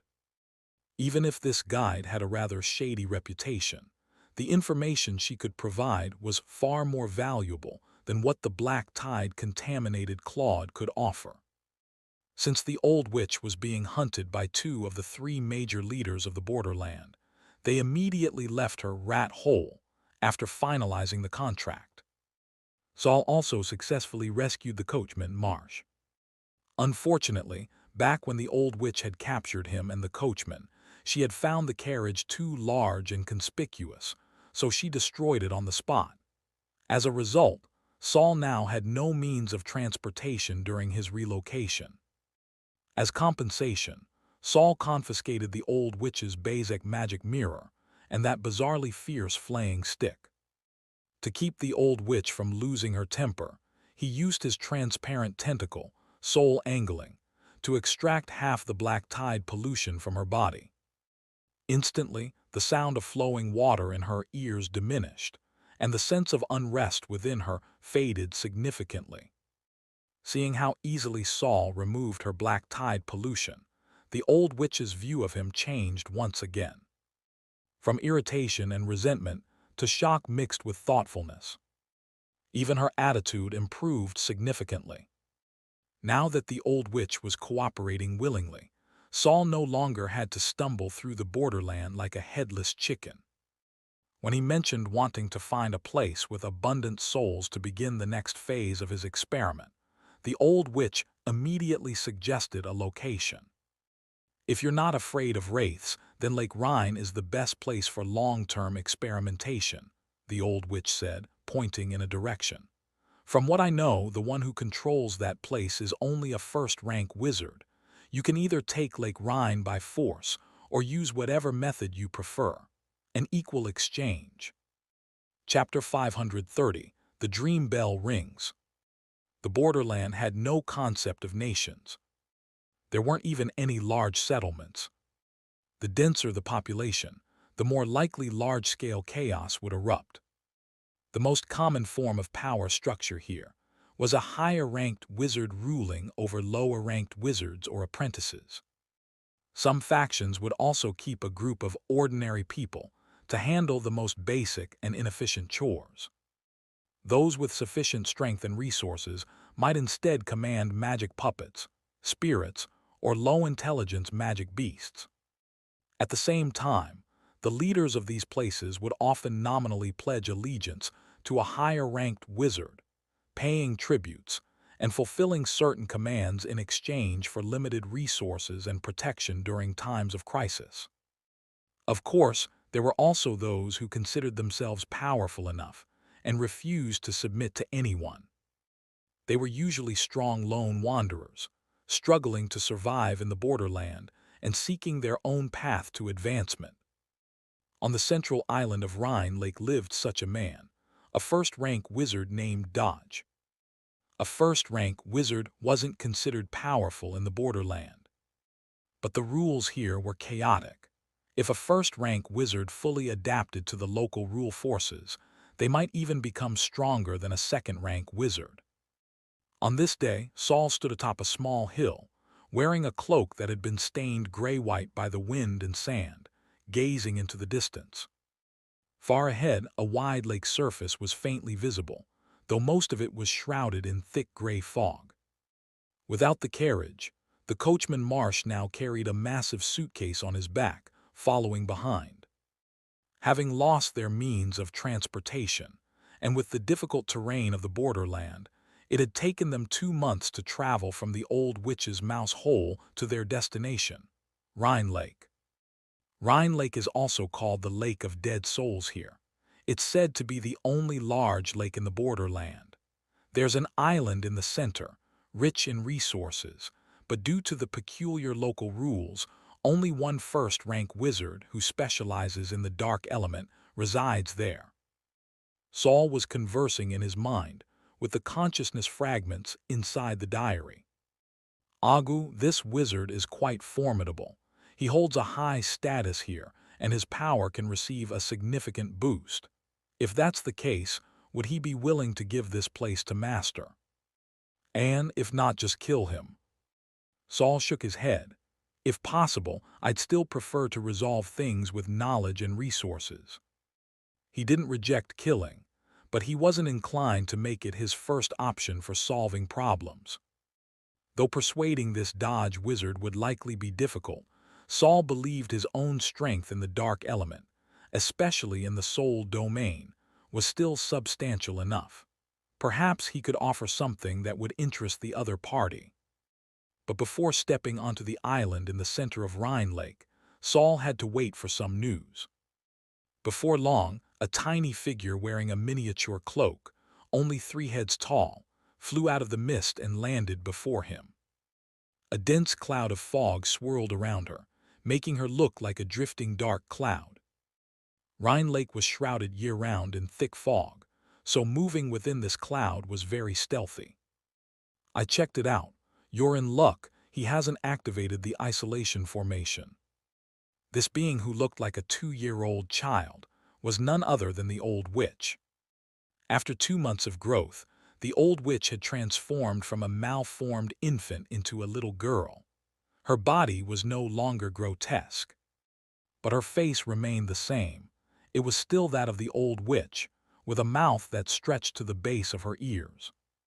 Saul nodded and pulled his cloak tighter, Then let's go pay a visit to this wizard Dodge. The old witch curled her lip. Once you collect enough souls, remember to quickly draw out the remaining black tide from my body. With this thing in me, I don't even dare meditate. She was helpless. Lately, every time she tried to meditate, she'd hear the sound of water droplets, louder and more frequent each time.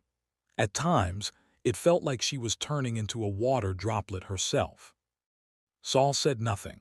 He walked slowly to the edge of Rhine Lake, feeling the cool air by the lake shore. The temperature is low here. The closer to the water, the colder it gets. He crouched down, and a corner of his robe dipped into the shallow water, instantly frosting over.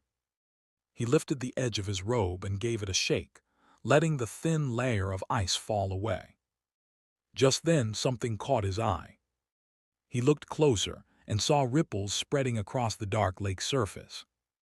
After the ripples passed, some vague white shapes appeared beneath the water. Those white shapes slowly rose toward the surface, and their appearances became gradually clearer. They were faces, wide-eyed, dazed expressions, and only the whites of their eyes, no irises. Not all were human. Some were humanoid, some more beast-like. They stared at Saul from beneath the water's surface, just as Saul stared at them from above. Herman, there are so many. Saul slowly stood up. His vision widened, piercing through the fog, revealing a broader world. Above was a gray, dim sky. Below was a bottomless lake. Beneath the surface, as far as the eye could see, countless numb, lifeless faces. They were separated from Saul by the surface of the lake, as if by an entire world. Suddenly, a wave rippled out from the lake's center. As it passed, all the faces vanished, as though none of it had been real. Today isn't a trade day for Rhine Lake, but I won't let a visitor who's come from afar leave empty-handed. A figure broke through the mist, appearing before Saul.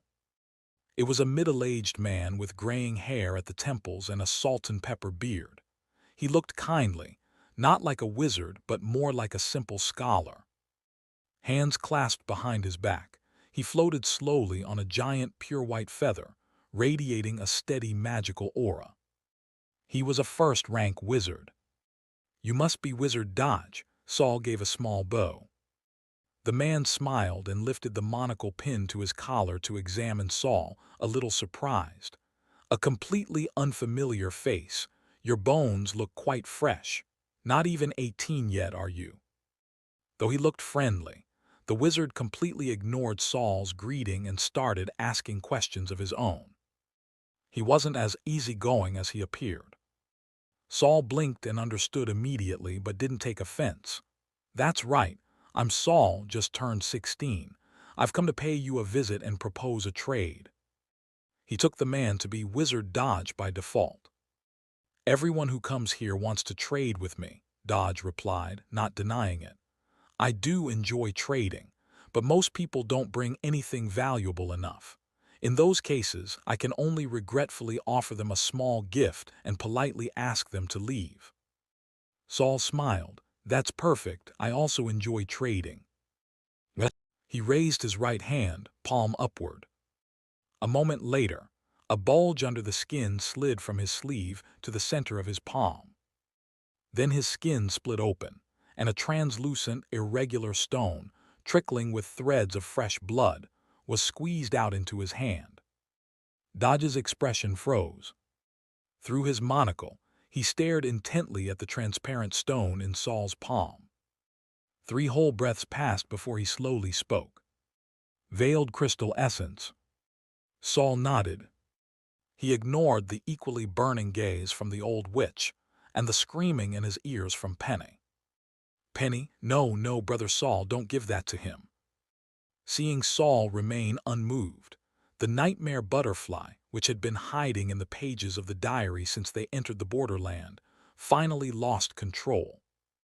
It darted out, placing itself between Saul and Dodge, trying to stop him from handing over the veiled crystal essence. Ding-a-ling! Suddenly, a clear, crisp sound rang in everyone's ears. Penny instantly shot back into the diary. Ah, what is that sound? It's piercing. The nightmare butterfly trembled as it hit again. Even Saul could sense its unease. He frowned, puzzled, and looked toward the source of the sound. To his surprise, Dodge also looked confused. He reached into his sleeve and took out a dream bell. How odd, why did it ring on its own? Chapter 531, made it up on the spot. Penny was so startled by the dream bell's voice that she immediately shrank back into the diary and didn't dare come out. Saul instantly recalled that he also had a dream bell, the one he'd gotten from Claude, the apprentice of the Dreammaker. But he had never figured out what it was for. Later, between being imprisoned by the old witch and rushing along his journey, he'd never had time to study it and thus had never taken it out. Looking back on the past 2 months, he realized Penny had never once left the diary. So he had never noticed that she hated the dream bell this much. Was it because both of their names had dream in them, and thus they repelled each other? "What is this thing?" Saul asked calmly. "Dream bell," replied Wizard Dodge. Since seeing the veiled crystal essence, his attitude had subtly shifted. "It's the payment from the Dreammaker. It makes my dreams safer. You know you have to be careful when sleeping in the borderland, especially wary of the sound of running water. But although it's very rare, if you want it, I could trade you this dream bell for your veiled crystal essence." "You old bastard." Saul smiled politely. "Sorry, this dream bell is amazing, but it's not what I came to trade for." "Oh, then what is it you're after?" Dodge put on a patient front. "Though the lake been a bit restless lately, if you're interested in the wraiths beneath it, I can help open the path." "Wraiths, actually. I want all of the wraiths under the lake." The smile on Dodge's face slowly faded. "That's not something a single veiled crystal essence can buy. For a wizard focused on other elements, or even one who majors in dark elements but studies fleshcraft, the veiled crystal essence may not be that valuable. But for you and me, both soul-focused wizards, it's worth an entire lake of wraiths." The veiled crystal essence existed somewhere between the mental realm and the material world. For soul-aligned or light element wizards, its research value was immense. But for Saul, who already possessed a mental realm, the essence was a bit redundant. At best, it could speed up Penny's growth. But Penny's growth was only secondary in importance to Saul's true goal. That's right. The reason Saul wanted a place filled with wraiths wasn't to strengthen himself, or even to help the old witch perfect her body modification or purge her corruption. His real goal was to find a place suitable for building a wizard tower. His wizard tower. The moment Saul stood on the shore of Rhine Lake, his instincts told him, this is the place.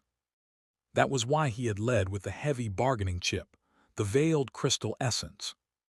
Dodge's face twitched. He clearly wanted to tell Saul to get lost, but he couldn't bring himself to part with the essence. This thing was rare even in the borderland. And for someone like Dodge, who had been stuck at first rank for ages, such a magical material was incredibly tempting. His eyes flickered and he had the white feather ferry back to shore. "Come aboard. I can't just let a guest who's come all this way stand outside. Let's return to my room and talk properly. I can't give you the entire lake's wraiths, but in light of your sincerity, I can offer you a few dozen." Saul looked at the white feather, bone-dry despite floating on water, and shook his head. "No need. Let's conduct the trade right here. If I step into the rules of Rhine Lake, I might end up giving you the essence for free." Dodge's smile stiffened. "Trust is the foundation of cooperation in any trade. You can ask around. I've been here for over 20 years. I've always honored my deals." Saul still refused. "Actually, what I want is just all the wraiths in the lake." The smile on Dodge's face disappeared completely. He now felt that Saul was playing him. "You really overestimate the value of that veiled crystal essence. What else do you want?" Just a tiny bit more. Saul raised his left index finger to the sky, indicating 1. I want ownership of the entire Rhine Lake. He slowly twisted his wrist and finally pointed behind Dodge, at the lake's central island, obscured in thick gray mist. Wizard Dodge was furious. He struck at Saul with one palm. 5 black ghostly faces shot from his fingertips. They howled and spun as they shot toward Saul's right hand. Saul didn't move. But someone did. The old witch took a step sideways at the last moment, standing in front of Saul. The 5 ghost faces slammed against a transparent wall of air, thump, thump, thump, and bounced back. The fury on Dodge's face turned into shock. Second-rank wizard, he said, staring at Saul with growing unease. Who are you? How can you have a second-rank wizard protecting you? Cautiously, the white feather beneath Dodge drifted 5 meters backward, away from the shore. His expression shifted through several shades before he said, even if you bring a second-rank wizard, it's useless. As long as I remain within this lake, you can't force me to give up Rhine Lake. As Dodge prepared to retreat into the mist, Saul stepped forward, now side by side with the old witch. Wizard Dodge, if I heard you correctly just now, you've been here for over 20 years. Back on the lake and in familiar territory, Dodge appeared more composed. He raised his chin and looked at Saul out of the corner of his eye. Yes, no one knows this place's rules better than I do. I am the rules here. Saul held back a laugh and lowered his gaze to the lake's surface. Though the light was dim, he could still faintly see Dodge's reflection. You mean, because you are the rules here, you don't need to worry about the pollution on your body. In the reflection, Dodge's shadow extended into the lake's depths, and the face that had just been glaring at Saul was now surrounded by shadowy forms. Their mouths hung wide open, exhaling heavily, like dogs who had just smelled a juicy bone. Dodge noticed Saul's line of sight, but did not look down at the lake. An absurd thought floated to the surface of his mind, one he himself found hard to believe. This guy Saul, how does he seem to know everything? Saul lifted his eyes and looked at Dodge again. If you feel that the veiled crystal essence isn't enough to trade for Rhine Lake, then I'll add one more condition. I'll ensure your survival and remove most of your pollution. How? That. I don't need the pollution removed. I know my own body best. I am the ruler of Rhine Lake. The wraiths here can't pollute me. Oh, is that so? Saul nodded toward the water at Dodge's feet. Then why not look into your mirror? It might help you see your true state, whether you're the rule or the rule's slave. But Dodge seemed determined not to lower his head. He retreated another meter, clearly about to leave. I don't need to. Oh, so one of the rules here must be, when standing above the lake you can't look down. Seeing Dodge's expression suddenly twist, Saul knew he'd guessed right. A pleased smile crept onto his face as he added, You can't look, that's fine, I'll describe it for you. Enough, Dodge barked sharply, then softened his tone. In your eyes, am I really that far gone? It's not almost, you already are, Saul tilted his head. You've been stuck at first rank for too long, Wizard Dodge. Haven't you heard the saying, when you can no longer keep up with knowledge, knowledge will bite you in return? Dodge paled, suddenly lowering his stance. I've never heard that before, but I understand what you mean. But can you really fix my pollution? If you really can, I'll agree to the trade. Clearly, he didn't know how bad his body was. And wow, Master, that was amazing. Agu, I haven't heard that line before either, but I've heard something similar. You wouldn't have heard it, Saul replied, waiting for Dodge's decision while chatting idly with his inner mind. I just made it up. Len. Agu. Morden. Herman, brilliant. Penny, Waya, Brother Saul, you're the worst. Chapter 532, Negligence or Intentional. To prove that he truly had the ability to help Dodge cleanse the pollution, Saul first demonstrated how to use soul fishing to draw out the pollution from a wraith. However, he held back. He didn't cleanse it entirely. He had no intention of revealing the full extent of his strength, especially with the old witch still nearby. Seeing Saul draw out some of the wraith's pollution, Dodge was at least somewhat convinced that this person truly could purify pollution. This time, he didn't hesitate. He even proactively took out the contract scroll. In Dodge's view, Saul might not be able to completely cleanse the pollution within him, which aligned with his expectations, but even reducing the pollution by half would buy him another 20 years. So long as he could ascend to the second rank during that time, he'd be able to suppress the pollution himself. What's more, the deal also included veiled crystal essence. With that, Dodge's odds of advancing to the second rank increased significantly. After signing the contract, Dodge didn't waste words and immediately went back to pack his things. 3 days later, they met at the same location. This time, Saul directly extracted about 4/5 of the pollution from Dodge. What remained was faint and unevenly dispersed throughout Dodge's mental realm. With the transaction complete, Saul handed over the veiled crystal essence. Suppressing the excitement on his face, Dodge accepted the essence and carefully placed it into his eye socket. Clearly, he knew how to store veiled crystal essence properly. He didn't care about the blood running down one side of his face. At last, he glanced at Saul, the unidentifiable short second rank beside him, and the ordinary man behind them whose face was covered in mushrooms. With a light chuckle, he said, "Thank you for honoring the contract and completing the exchange. From here on, I'll be leaving Rhine Lake. As for the rules of the lake, you'll have to figure them out on your own." Saul didn't speak. He merely glanced at the diary in his mind, which had gone eerily quiet as if it were asleep, and nodded. "No problem." Such a crisp response irked the old witch somewhat. But then she remembered, 3 days ago when they signed the contract, Saul had only agreed to cede Rhine Lake. There had been no clause about explaining the lake's rules. No matter how displeased she was, she couldn't argue.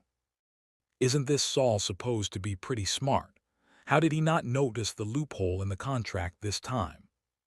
Thinking about how she had been tricked by him and now had to temporarily cooperate with him, while Saul now seemed to have been outmaneuvered by Dodge, the old witch felt conflicted. A mix of satisfaction and dissatisfaction. Dodge returned to the lake's edge and retrieved the white feather.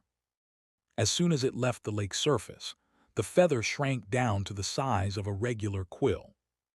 "I'll be taking this with me. It's not much use, but after carrying me for so many years, I've grown a bit attached to it." Saul had no objections. "Then I wish you luck." Unburdened and refreshed, Dodge waved his feather in farewell and then turned, soaring quickly into the sky. Saul noticed that as Dodge left, a layer of magical shielding suddenly shimmered into existence around him. Clearly, Dodge was wary that Saul might try to strike him down post-transaction. Saul rubbed his chin in thought. Noticing Saul still hadn't moved from his spot, the old witch grew impatient. "Aren't you going in? What are you stalling for?" Only then did Saul slowly turn around. "I'll go in, of course, but I just realized something." "What is it?" "In the contract, we stipulated that we couldn't deliberately leave traps on the island, and added many clauses to prevent either side from pulling tricks during the exchange. But we never mentioned what should happen after the transaction was complete." The old witch didn't think it was a big deal. There's an infinite amount of time after a deal. How could anyone agree to long-term behavior restrictions like that? But we could have added a time-based clause. For example, neither party may renege within a year after the transaction. The old witch snorted. "HMPH, and now you think of it. What were you doing before signing the contract? And you even forgot to make him tell you the rules. That's pretty important, no? Where did all that cunning you used to trap me go?" Saul gave her a helpless glance. The rules weren't made by him. Accepting someone else's answer too readily might cost me the chance to truly grasp the essence of things. The old witch rolled her eyes, thinking Saul was just being stubborn. Let's put that aside.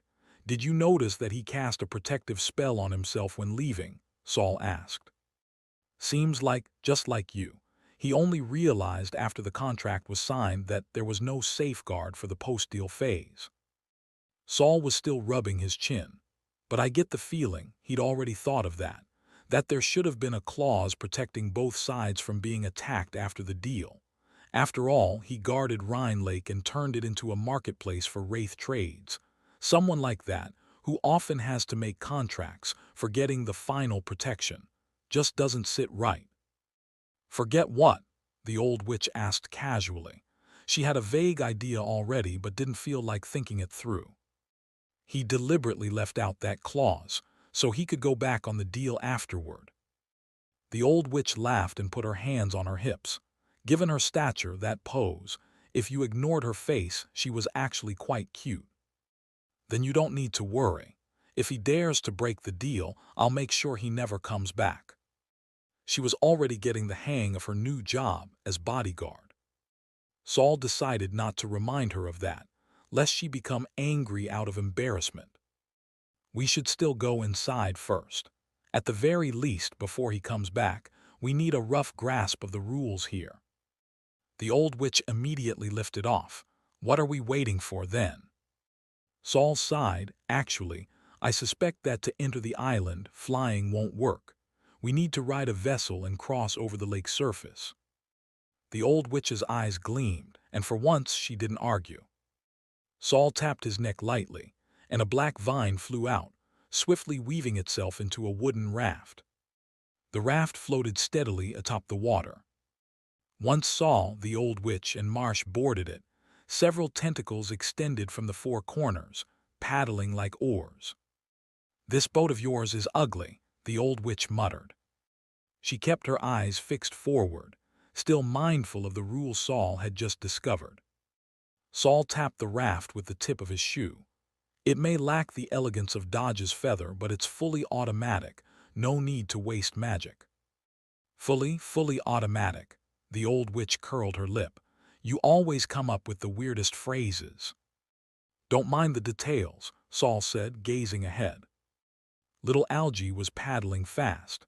Through the gray mist, Saul could already make out the shape of the central island. Though he was about to gain a foothold in this unclaimed land, he couldn't afford to let his guard down until all the troubles were settled.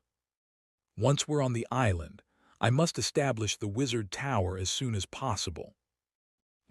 After leaving Rhine Lake, Dodge carefully flew for 3 days across the borderland, dodging danger the whole way until he arrived at a withered forest. At the center of this yellowed woodland stood a towering ancient tree, on which was built a luxurious wooden house. From the eaves to the ridgeline, strings of milky white wind chimes hung everywhere. Strangely, though a breeze stirred them, the chimes made no sound. Cautiously, Dodge walked beneath the treehouse. He took out a dream chime gifted to him by the Dreammaker, held it up, and said loudly, "Honorable Dreammaker, I've found a new nightmare butterfly for you." Ding-lings, ding-lings, ding-ling. Ding-lings, ding-lings, ding-ling. Ding-lings, ding-lings, ding-ling. All the milky white chimes rang out in unison. A crisp, melodic sound instantly filled the air. Chapter 533, The Fate of the Hypocrite. When Dodge heard the wind chimes ringing in unison, he immediately understood that the Dreammaker was quite interested in the message he had brought. This made him unconsciously puff out his chest. Soon, a man with tousled brown hair poked his head out from the window of the wooden house. He looked half asleep, yawning as he spoke. "Are you sure it's a nightmare butterfly?" Dodge was about to confirm, but hesitated. "The dream bell you gave me did indeed ring, and I can feel an invisible mental force affecting my consciousness." He didn't dare speak too decisively. "Of course, it still needs you to confirm it personally. After all, in this world, no one understands nightmare butterflies better than you." "You're sure you saw a nightmare butterfly?" Dreammaker Clark asked again. Wizard Dodge opened his mouth, suddenly feeling a bit of regret. He'd rushed over here without confirming things thoroughly. Now that Clark had asked twice whether he had truly seen a nightmare butterfly, he couldn't give a definite answer, and had no idea whether that would make the man angry. The pressure of a third-rank wizard really was leagues above that of a second rank. But Dodge also knew he couldn't delay any longer. He had to answer the question. Just as he was about to open his mouth and risk his life for the discovery, Clark suddenly appeared in front of him, standing less than a meter away. Not just Clark, his entire house had suddenly drawn close to Dodge. Dodge looked down and only then realized it wasn't the house that had moved closer, but his own legs that had been stretched out by over 10 meters. He jumped in fright, yet his body didn't feel the slightest discomfort. The drowsy-looking Clark reached a hand out of the window and grabbed a fistful of Dodge's hair from the top of his skull. "Forget it, I'll just take a look myself." As soon as the words fell, and before Dodge could react in terror, Clark's mouth suddenly opened into a square shape, 1 meter wide and 1 meter long. He reached out and stuffed the fleeing wizard Dodge straight into his gut. After swallowing a true wizard, Clark's mouth returned to its original size. He began chewing with slow deliberation. As he chewed, his eyeballs rolled around, as if deep in thought. In his vacant gaze, twisted images slowly took form. After a minute the chewing stopped, but a gleam of light emerged in his eyes. It really is a nightmare butterfly. Clark pulled back into the window, satisfied. It's been so long since I've seen a new one. Seems like it's worth sleeping in properly this time. The wind blew again, and the milky white chimes danced softly. Silence returned. In the blink of an eye, the withered trees sprouted tender green branches.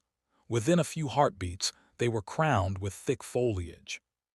The entire dead forest transformed into a lush, dense woodland. Beneath a finely crafted treehouse, a corpse rapidly decomposed, becoming fresh nourishment for the greenery above. A little while later, a thumb-sized, multicolored butterfly flew out of the treehouse and vanished into the vast blue sky. 3 days earlier, Saul, accompanied by the old witch and Marsh, drifted across the icy lake on a raft woven by little algae, gradually approaching the island at its center. Even though he had mentally prepared himself, Saul was still a little surprised when he saw the island clearly. No other reason, this island was just too small. Looking all around, it didn't even seem to be 500 square meters in size. To call it an island was generous. It was more like a small mound rising out of the lake. The mound was higher in the north and lower in the south. On the flatter southern part, there was a large pit. It seemed that there had once been a structure there, but now it had been demolished. Aside from the south, the land to the north was also uneven. Structures had likely stood there as well, but now only bare yellow earth remained, not even a trace of vegetation. "Looks like that wizard Dodge cleaned up real thoroughly. He didn't want to leave you a single useful thing," the old witch said with a gloating expression. But before she could savor her glee for a few more seconds, she saw Saul begin laying down one material after another on the land in front of them. Finally, he pulled out a half-man-tall iron box from his storage device. "That storage item of yours really holds a lot. A space storage artifact from Baton Academy.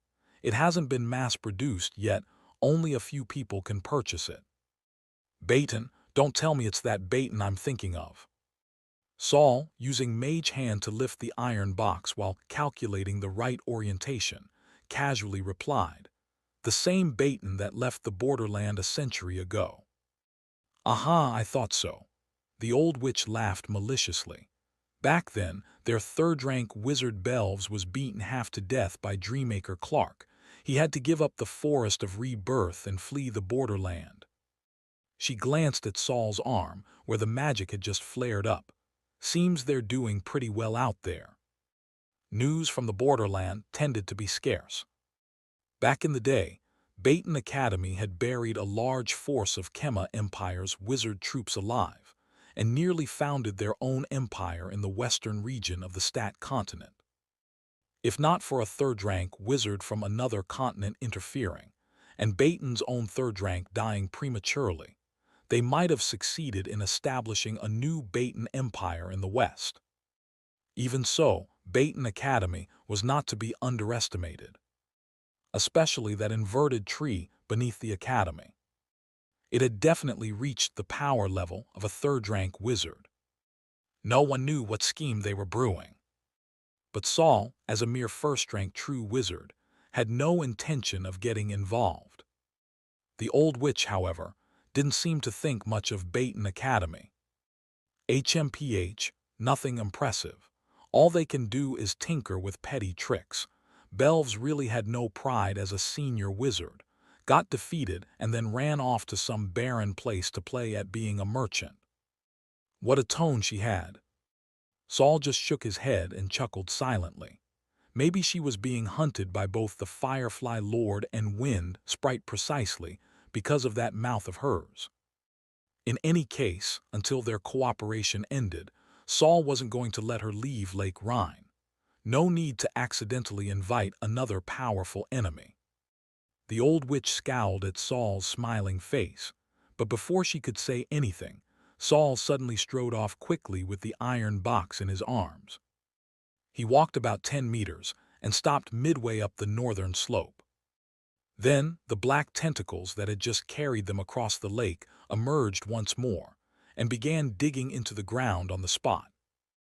At the tips of many of those tentacles, shark-like mouths cracked open. The old witch squinted at the scene. Are those tentacles eating while they dig? Her legs moved rapidly as she ran to Saul's side. This magic pet of yours is interesting. Want to sell it? Saul smiled. You couldn't afford it. Soon a large pit appeared before them, 1 meter wide and 3 meters deep. The bottom was quite damp, with water droplets already beginning to collect. Saul frowned. There's water, is that okay? Agu, of course. You mustn't underestimate a wizard tower. Saul immediately recalled the powerful and deranged Master Gorsa and shook his head. You're right, that was my ignorance. Agu, I didn't mean it like that, Master. Saul had no intention of blaming Agu. He simply retrieved the iron box from his mage hand and channeled his mental power into the runes etched onto the box's surface. This runic array had been drawn by Master Gorsa himself, who had personally transferred its control over to Saul. Feeling the box begin to tremble slightly, Saul released it and let it drop to the bottom of the pit. Then, without looking at what happened next, he immediately retreated. The old witch had wanted to peek inside the pit, but was suddenly thrown into the air by a powerful shockwave. As she flew, she tried to cast a flight spell to stabilize herself, but found the mana above the island completely disrupted. The spell disintegrated in less than a second, and she plummeted straight down. Ah, catch me! Thud! The child-sized old witch landed in a pair of strong arms. She had thought it was Saul catching her, but when she looked up, she saw a face with a few clusters of thin, long mushrooms growing on it. Marsh had caught her but quickly set her down, as if she were covered in bugs. Chapter 534, Raising the Tower. Coachman Marsh definitely didn't like the old witch. Though as an ordinary man, he had no right to voice such preferences. The master he had acknowledged had always treated him well. It was just a pity. Driving a carriage was all he could do. And now, the one carriage he could still drive for Saul had been destroyed by the old witch. That made him even angrier than when the old witch had planted him in a jar to harvest mushrooms. The only reason he reached out to catch her just now was because she seemed to still be of some use to his master. After dropping the old witch, Marsh hurried to check on Saul. At that moment, Saul hadn't paid any attention to the commotion behind him. Anyway, the old witch's new body wouldn't die even if it was thrown to the ground. He had stepped back 10 meters, just enough to avoid the zone of magic turbulence, and was observing the changes happening on the ground ahead. However, what changed first weren't the ground or the island, but the surrounding lake and the thick gray mist. First, the mist thickened, constantly drawing inward. Soon, anything beyond 5 meters was no longer visible. Then came the lake water.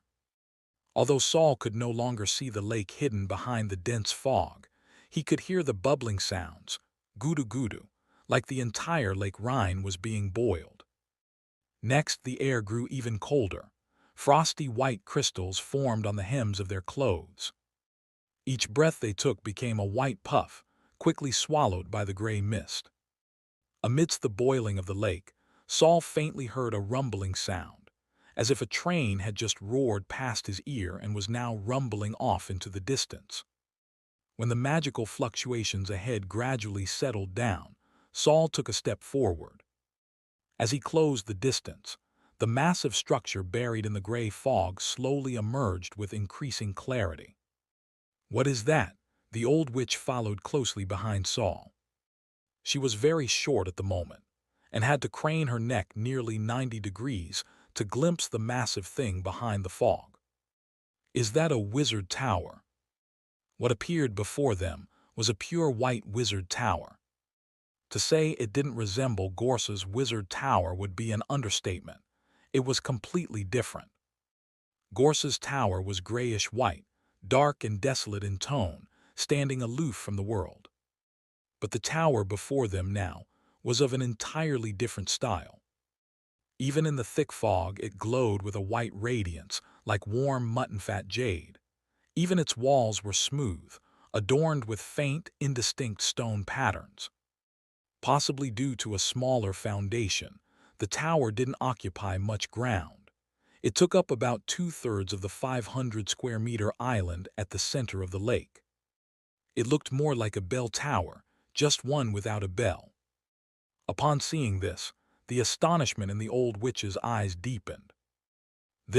Could it be the wizard tower of the Glare family? "Yes, my master gave me this wizard tower." "Who is your master?" Saul opened his mouth, then gave a wry smile, not convenient to say.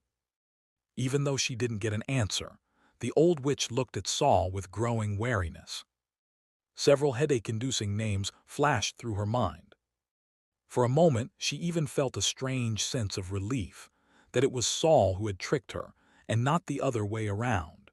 She was glad she hadn't turned him into one of her experimental subjects.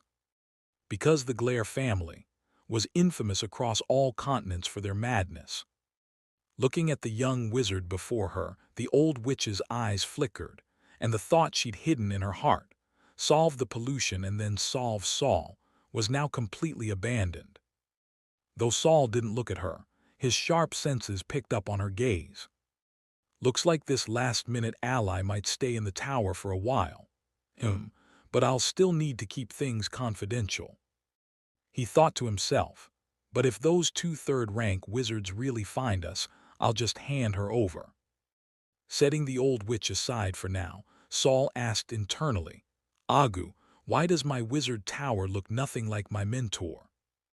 Agu, the tower's structure, comes from a rock giant, and among the rock giant race, appearances are diverse, more colorful than the rainbow in the sky. That's precisely why the Glimmering Light family uses the bodies of rock giants for their wizard towers. They can change and grow according to the tower master's mental power and magic. "Saul, I remember my mentor once said this tower was originally built by a wizard named Camus. Back then, did the tower look different from Gorsa's as well?" Agu, who had witnessed 3 generations of tower masters. "Yes, but the difference wasn't as dramatic as yours compared to Tower Master Gorsa." Saul nodded. "So it's the traits of my mental power and magic that made the black iron coffin choose a different growth pattern." He flew into the air, seeking out the tower's peak. This new wizard tower wasn't as tall as Gorsa's, and had no windows on its walls. Its height was about 15 to 16 meters. Based on Saul's intuition, it likely had 5 internal floors. There might even be a basement level underground. However, the top of the tower wasn't a narrow spire, but a massive round platform. The platform was about a meter thick. Probing it with his mental power, Saul determined it was solid inside. Landing atop the disc, Saul felt a strange sense of déjà vu, like returning to his mental realm. But this disc had no formations inscribed on it, nor was there a floating, dark red hardcover book above. Saul reached out and touched the tower's surface. Though it looked smooth like jade, the rock had a slightly rough, matte texture to the touch. A mirror-like exterior with a matte feel. How did they do that? Just as Saul was considering whether to scrape off a bit of the surface rock to study it, the old witch's voice called up from below. "Hey, a door just opened down here. Aren't you going to check it out?" Saul immediately flew down and saw Marsh and the old witch standing in front of a pitch-black doorway. The old witch awkwardly crossed her short arms in front of her chest. "This is your wizard tower. No one else can enter without your permission. You'd better go take a look." Agu, now that the main entrance has appeared, the tower's initial growth is complete. To expand it further, you'll need energy-rich materials, like soul fragments. Thinking of the surrounding lake and the masses of wraiths beneath its surface, Saul nodded. "Well, we're not lacking in that." He had followed the old witch this far mainly because of the abundance of wraiths in this area. "I'm going in. You two wait outside for now." Saul stepped into the black doorway. The moment he entered, his figure vanished. It didn't feel like stepping into a dark room, more like passing through an opaque barrier. Seeing Saul enter the wizard tower, the mushrooms on Marsh's face twitched. He ran to the far side of the tower base, closer to the lake, and began plucking off the mushrooms on his face one by one and started planting mushrooms. The old witch originally had no interest in this ordinary man, but his behavior was so bizarre that she couldn't help but ask, "What are you doing?" Marsh grunted and reluctantly replied, "Building a house." With mushrooms, the old witch felt like she was only asking out of sheer boredom. She sat down facing the white wizard tower's entrance. She didn't dare meditate, so she could only stare into space. Even though the tower's complete, will that dodge really come to launch a sneak attack? The old witch scratched her deeply wrinkled cheek and uncomfortably twisted her neck. Dodge has Clark's dream bell in his possession. Would he actually get a Dreammaker to help him seize Lake Rhine? She was worried but also amused. What kind of third-rank wizard would bother with such a petty matter? He should be focusing on advancing to fourth rank by now. She began considering other possibilities. If it's another second-rank wizard, then this Glare family tower should hold. Worst case, there's still me, though I should avoid casting spells for now.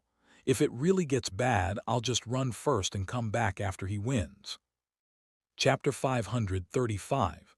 The Souls Within the Wizard Tower. The interior of the wizard tower remained dim, not illuminated despite the arrival of its new master. Saul raised his hand, and an orange fireball appeared in his palm. Though he could perceive the tower's layout through fluctuations in mental force, visual recognition remained indispensable. Especially in the former wizard tower of Gorsa, fire had once symbolized safety. First floor of the white wizard tower. Empty. There wasn't even a staircase leading to the second floor. But the moment Saul became aware of this, an arched doorway appeared directly ahead of him.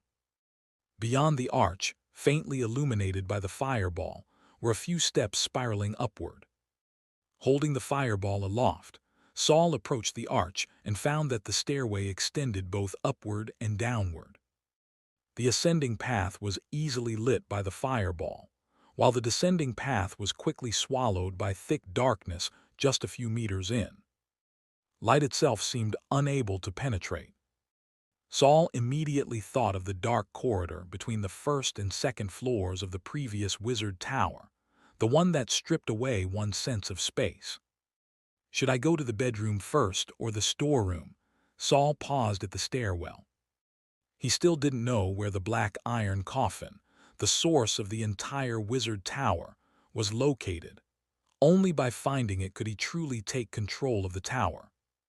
Just as Saul was about to take the next step. Tapu. Steady footsteps echoed from below.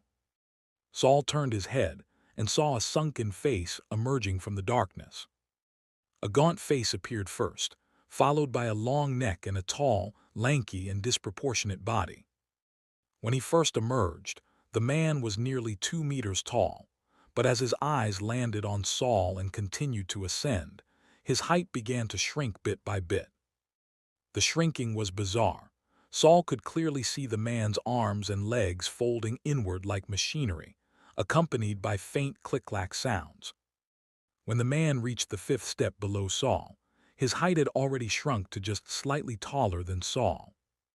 Saul himself wasn't particularly tall at the moment, perhaps due to prematurely overtaxing his bones through sorcery. He stood at only 1.7 meters. The man before him now appeared to be about 1.74 meters tall. Once the man began shrinking from 2 meters down, Saul finally recognized him. "Steward?" he asked, surprised. Then realization dawned. So the steward of the wizard tower, like the librarian and the gardener outside, wasn't human after all. Back when Gorse's wizard tower collapsed, the gardener had been taken away by Mentor Kaz. After all, Saul was traveling alone and didn't need anyone tending a garden. The steward, however, had never reappeared. Saul thought he had slipped away in the chaos or died in some corner. He hadn't expected the steward to have remained inside the black iron coffin all along. "It's been a while, Lord Saul. Please allow me to address you as master of the tower," the steward said with a graceful chest-saluting bow. Only after receiving Saul's assent did he straighten. "There are no other stewards in the tower now. You may call me Hope, or grant me a new name if you wish." To ask the master to bestow a new name meant Saul now had absolute control over him. Hope was the tower's steward in title only. In truth, he was still a servant of the wizard tower. Saul chuckled lightly. "So your name is Hope. I'd always just called you steward and never even knew your name. It's a good name and I imagine you're used to it." He wasn't particularly interested in nomming people. Confirming Hope's identity, Saul turned his gaze again to the darkness below. "So the black iron coffin is down there. Are there others inside as well?" "Yes, master of the tower," said Hope, stepping slightly aside to clear the narrow stairway. His movement seemed to open a path. 2 more faces emerged from the darkness. Saul knew these two all too well.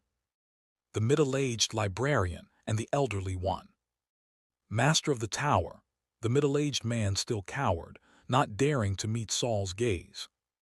"Master of the tower," the elderly one said respectfully, though his eyes were filled with complex emotion. At the same time, a third voice sounded in Saul's mind. "Agu, master of the tower." Saul sighed lightly. "Now that the wizard tower has reawakened, it's time to restore you fully." He extended his hands forward, and from each palm stretched 2 semi-transparent, gray tentacles. The elderly librarian accepted it calmly. The middle-aged one was clearly frightened, but made no attempt to evade. As the other 2 parts of Agu's soul were drawn into the diary, the black page that belonged to him began to change. The once ragged edges smoothed out, and the coarse paper turned supple like silk. However, even with his soul reassembled, Agu, no, the faceless one Gustav, remained silent. The page didn't even move, lying quietly within the diary. Seems Agu needs some time to complete the soul fusion. Yes, after such a long separation, reintegration of memories and consciousness will take a while. Saul paid the diary no further mind and looked once again into the darkness. Hope cleared his throat. What remains are scattered soul fragments. You are familiar with them, master of the tower. Soul fragments. Saul crossed his arms. I see, then don't let them out for now. What else could those soul fragments be? Weren't they those eyeballs, mouths, and noodle-like arms? Yeah, those guys were definitely not fit to come out. Better for him to go in and take a look. Saul lowered his arms and stepped into the darkness. Hope followed, staying one step behind him. While Saul explored the new wizard tower, the old witch outside had already grown impatient. What's that brat doing in there? He better not have gone into sleep and left me out here. Nearby, Marsh was still planting mushrooms.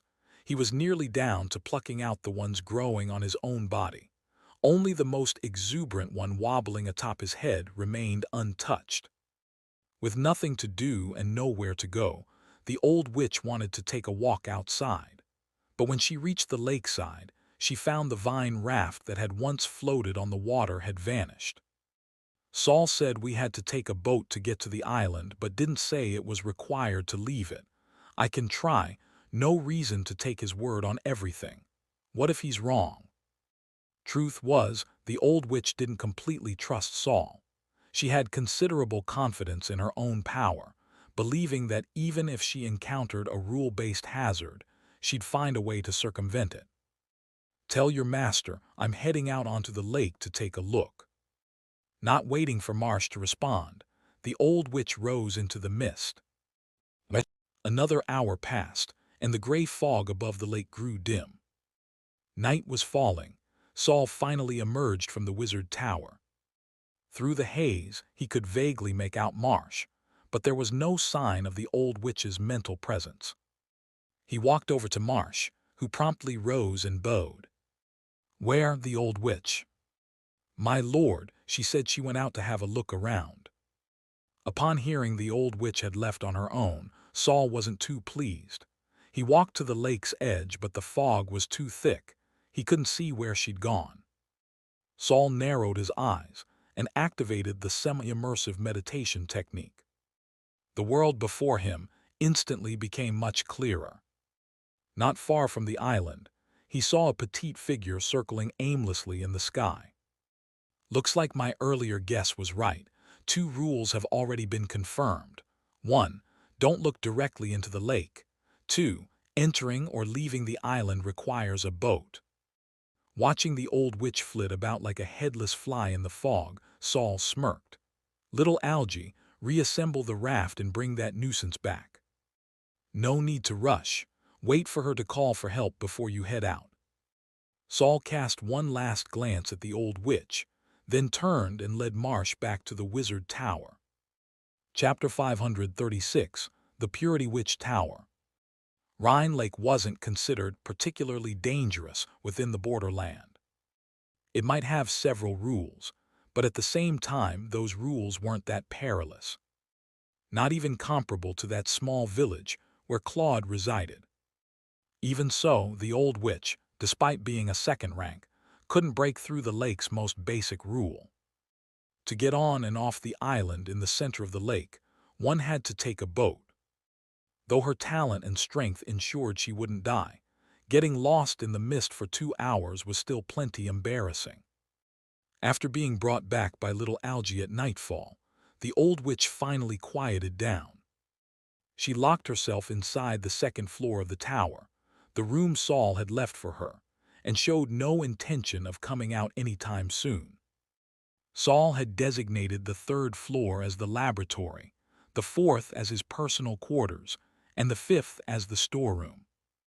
Above the 5th floor was the circular platform, resembling his mental realm. As far as Saul understood, this tower was only temporarily complete. It would continue to evolve according to his vision. Saul stayed on the 4th floor. It was still entirely bare with no furniture. He hadn't brought any bulky daily items in his storage vessel either. Once they settled down, they could craft or purchase those things slowly. At the moment, he sat on the bare stone floor, communicating with several consciousnesses. Herman, so this will be Master's Wizard Tower from now on. And let's give the new tower a name, Master. Herman, a wizard tower is a wizard tower. Why does it need a name? Wasn't the old one just called Wizard Tower too? And it used to be called Gorsa Wizard Tower. So how about Saul Wizard Tower this time? Morden, it was called Gorsa Wizard Tower only because he never gave it a name.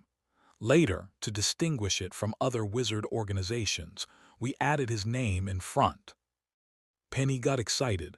Why not call it Death Wizard Tower? Sounds grand. The consciousnesses and Penny suddenly became fixated on nomming. Originally, Saul also wanted to follow his mentor's lead and not name it at all. But then he thought, sometimes a name could shape the first impression others had of the tower. In that case, he might as well guide it slightly. Death is actually quite fitting, but since we're in the borderland, I want to leave people with a different impression. A different impression, Penny thought aloud. Don't tell me you want to be a good guy, brother Saul. When did I ever say I wanted to be a good guy? Wait, are you saying I'm a bad guy? Saul replied irritably. The borderland is a very dangerous place. Today we managed to exchange for Rhine Lake from Dodge, but tomorrow someone else might come trying to take it. Morden, indeed. Dodge was able to control Rhine Lake for so long, but we, as outsiders, have no background, no connections, nothing that inspires fear. And then we'll just kill whoever comes. Ever since leaving Kaugus City, and had grown irritable and bloodthirsty. It was likely an aftereffect of devouring her enemy's soul. Saul still hadn't figured out how to divide a soul. That research would have to wait. If this were Kema, killing people might scare others off. But here in the borderland, murder alone might not deter the truly ruthless, Saul said, voicing his thoughts. I think one reason Dodge was able to gain a foothold here, aside from knowing the rules and having backing, is that he created value. That's something we can learn from. Upon hearing this, Morden immediately proposed. Morden, Master can also sell the wraiths from the lake like Dodge did. While we do have ways to capture wraiths, I'd prefer to use them for our own research and the expansion of the Wizard Tower. Saul had an enormous need for spirit entities. Whether for his magic or his tower, both required a constant stream of spiritual bodies to grow stronger. That was the reason he'd chosen Rhine Lake, and endured 3 months of arduous travel to get there. He certainly didn't want to split up those resources just to secure a foothold.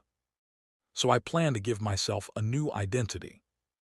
The consciousnesses and the nightmare butterfly said nothing, but Saul could sense their surprise and anticipation. He cleared his throat.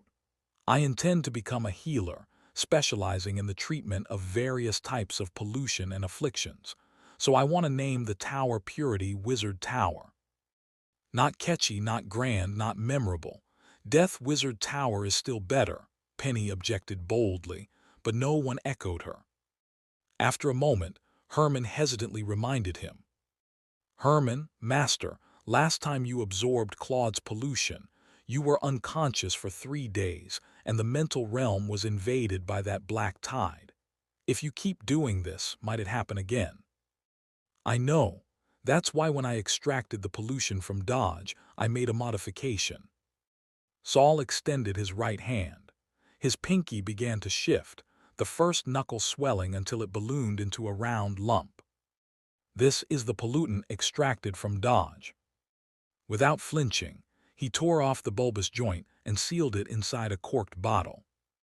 And I thought you'd already passed Dodge's pollution into the diary. Saul looked down at the bottle. I deliberately avoided channeling the pollution into the diary. Instead, I stored it in my extremities. That way it won't enter my mental realm. He raised his right hand again. This time, a droplet of black liquid oozed slowly from his index fingertip. Saul took a new test tube and sealed the drop inside. This drop was from Claude. It had once invaded his mental realm, only to retreat, whether due to the diary or the starlit sky within that realm, and had since become a pollution source under Saul's control. Without it, Saul wouldn't have had a way to restrain the old witch just yet, unless he risked dragging her into a mental realm showdown. But that would have been a gamble with their lives. If she had a trump card involving souls, he might have ended up dying alongside her. There's still a portion of the black tide left in the old witch's body. I'll check on it in a couple of days, Saul said as he stored away both the test tube and the bottle. I'll observe whether the black tide behaves differently once inside a human body.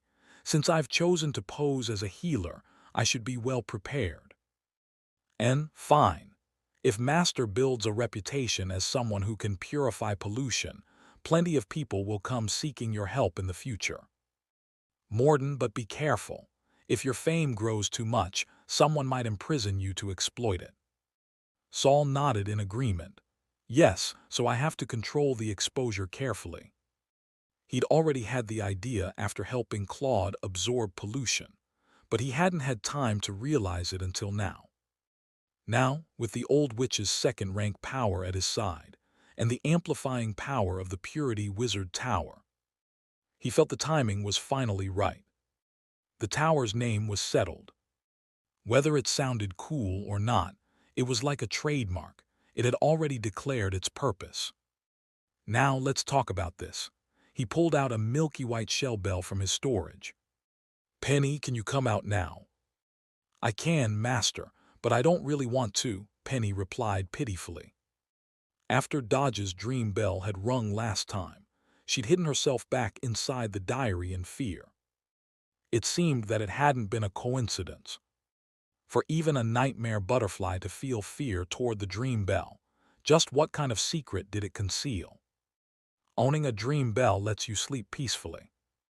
Did this mean that other nightmare butterflies also existed in the borderland, and that the dream bell was a common defense tool used by local wizards?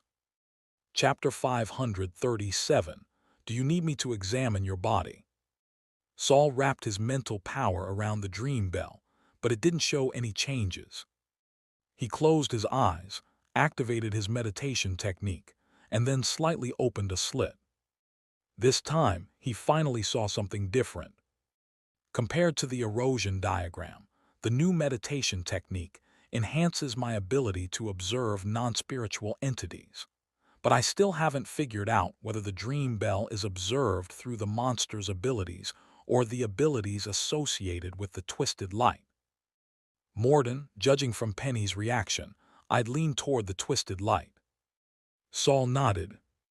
Through the meditation technique, he saw some tiny shimmering specks on the shell. At first, he thought it was a kind of pearlescence. After careful observation, he concluded it was probably scale dust. Could it be butterfly scales? Morden agreed with the guess, but he still had questions.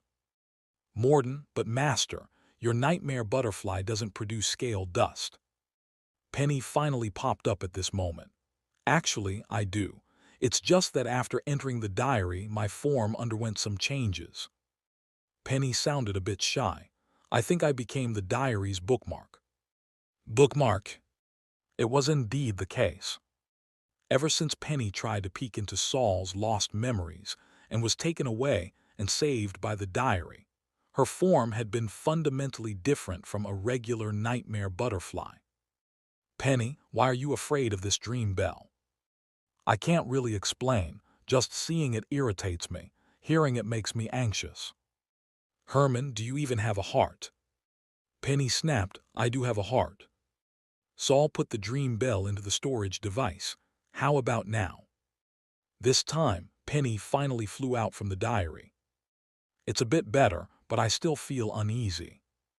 At the same time, Saul noticed the dream bell in the storage device was growing unstable, as if it had sensed Penny's presence. Could Wizard Dodge have also noticed Penny's existence? He didn't react much at the time, just left in a hurry, but that lack of reaction is the most suspicious part. Penny, go back to the diary. Don't come out until I uncover the Dream Bell secret. Okay, without any hesitation, Penny dove back in. Normally, she loved flying around, but now she was so scared that she retreated immediately. This only made the Dream Bell's peculiarity more evident. And the Dream Bell's owner is third-rank Wizard Clark. His title here is the Dreammaker. Maybe the dream also refers to the nightmare butterfly's dream. Herman, that's troublesome. What if the reinforcement dodge when a fetch is Clark himself? In that moment, Saul and the consciousnesses in the diary all fell silent. If a third-rank wizard really was coming. Knock, knock, knock. Just then, someone knocked on the door. With that steady rhythm, Saul didn't even need to guess. It had to be the butler, Hope. Come in. Upon receiving permission, Hope entered with a tray in his hands. Lord Tower Master, it's time for your meal. This dinner is tailored to your physical condition. The utensils on the tray were exquisite, though the food looked unappetizing. More like dark cuisine, really. Seeing Saul stare at the dinner without picking up the utensils, Hope smiled and said, Apologies, Master. Cooking isn't my strong suit, but I'll select a proper chef for you as soon as possible. Forget it. Saul picked up the bowl and plate and shoveled the food into his mouth in 2 swift bites. The taste was as strange as expected. He placed the empty dishes back on the tray, moved his throat to send the food straight down. No need to bother with cooking, just extract the nutrients and energy directly. I'm not picky. Noticing Saul's reluctant expression, the butler bowed slightly. My sincerest apologies. If we turn it into a nutrient potion, what flavor would you prefer? Saul opened his mouth, paused for 2 seconds, then said, Preferably something like plain water. Hope straightened up, as if receiving a solemn and difficult task, and placed a hand on his chest. I shall do my best. The food came from me, but where did these utensils come from? Saul asked, interested in the bowls and tray before him. He'd wandered the tower earlier, and hadn't seen miscellaneous items like these. Hope bowed again. They're made from excess materials generated during the growth of the Wizard Tower. I simply refined them a bit. Then he glanced around the empty room. If Lord Tower Master does not mind, may I tidy up this room for you? Saul stood up. This room had nothing in it. How would one even tidy it? Before he could ask, he suddenly sensed a mental power ripple coming through the fog from afar. Someone was sending him a request for an audience from outside Lake Rhine. Could it be Dodge returning? No, the mental ripple was very stable and seemed deliberately transmitted using witchcraft. I don't sense hostility from this mental presence. Could it be a client of Dodge? Saul had only taken over Lake Rhine less than a day ago. Even if Dodge had spread the news after leaving, few would know about the change this soon. Night had fallen. The once gray fog now looked almost pure white under the darkness. Saul put on his wide cloak and stepped onto the black raft, gliding forward in silence. The deep lake waters occasionally washed over the raft's surface, bringing a chill that pierced to the bone.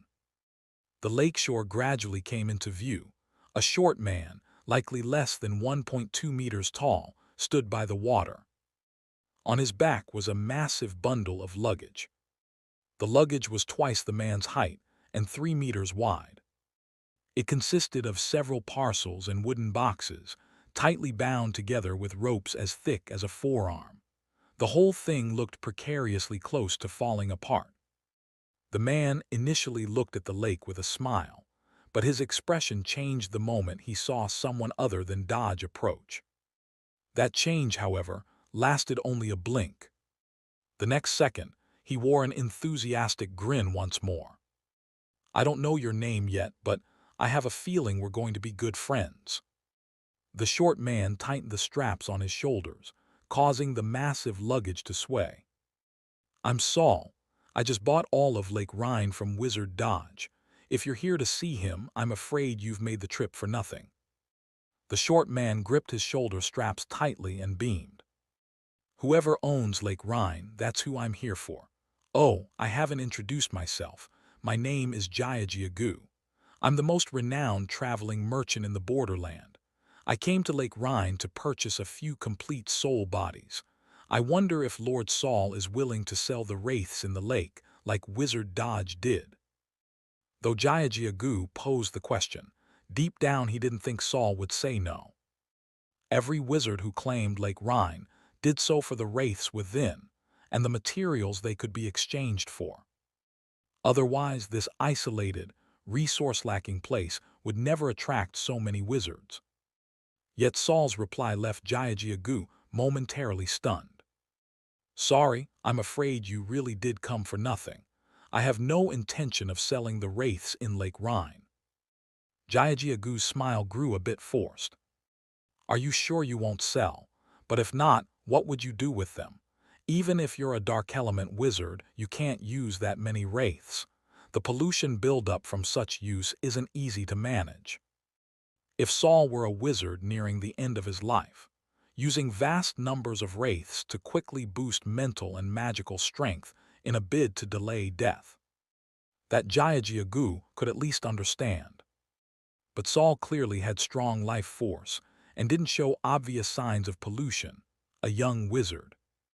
Why sit on such a treasure trove? What, was he going to just look at the wraiths every day to grow stronger? Though Jiaji Agu still wore a smile, he was already pondering whether to rally other Dark Element wizards to seize Lake Rhine and reopen the market. Just as Jiaji Agu mentally pronounced a death sentence on Saul, the man across from him suddenly spoke again. "Though I won't be selling wraiths, since you've come to the Purifier Wizard Tower, would you like me to examine your pollution levels?" Saul smiled warmly, launching the first marketing pitch of his newly opened business. Saul, never miss a marketing opportunity. Chapter 538, I Don't Believe in Gods. What the hell? That was Jiaji Agu's first reaction when he heard Saul offer to check his body for pollution. Wizard apprentices need to reach third rank before the age of 30 to prevent mutations caused by their own mental energy and magic radiation pollution. True wizards fear even more the temptations and corruption that come from knowledge itself. Wizards wandering the borderland and other demonic creatures must constantly resist the endless pollution that the borderland itself continuously spawns.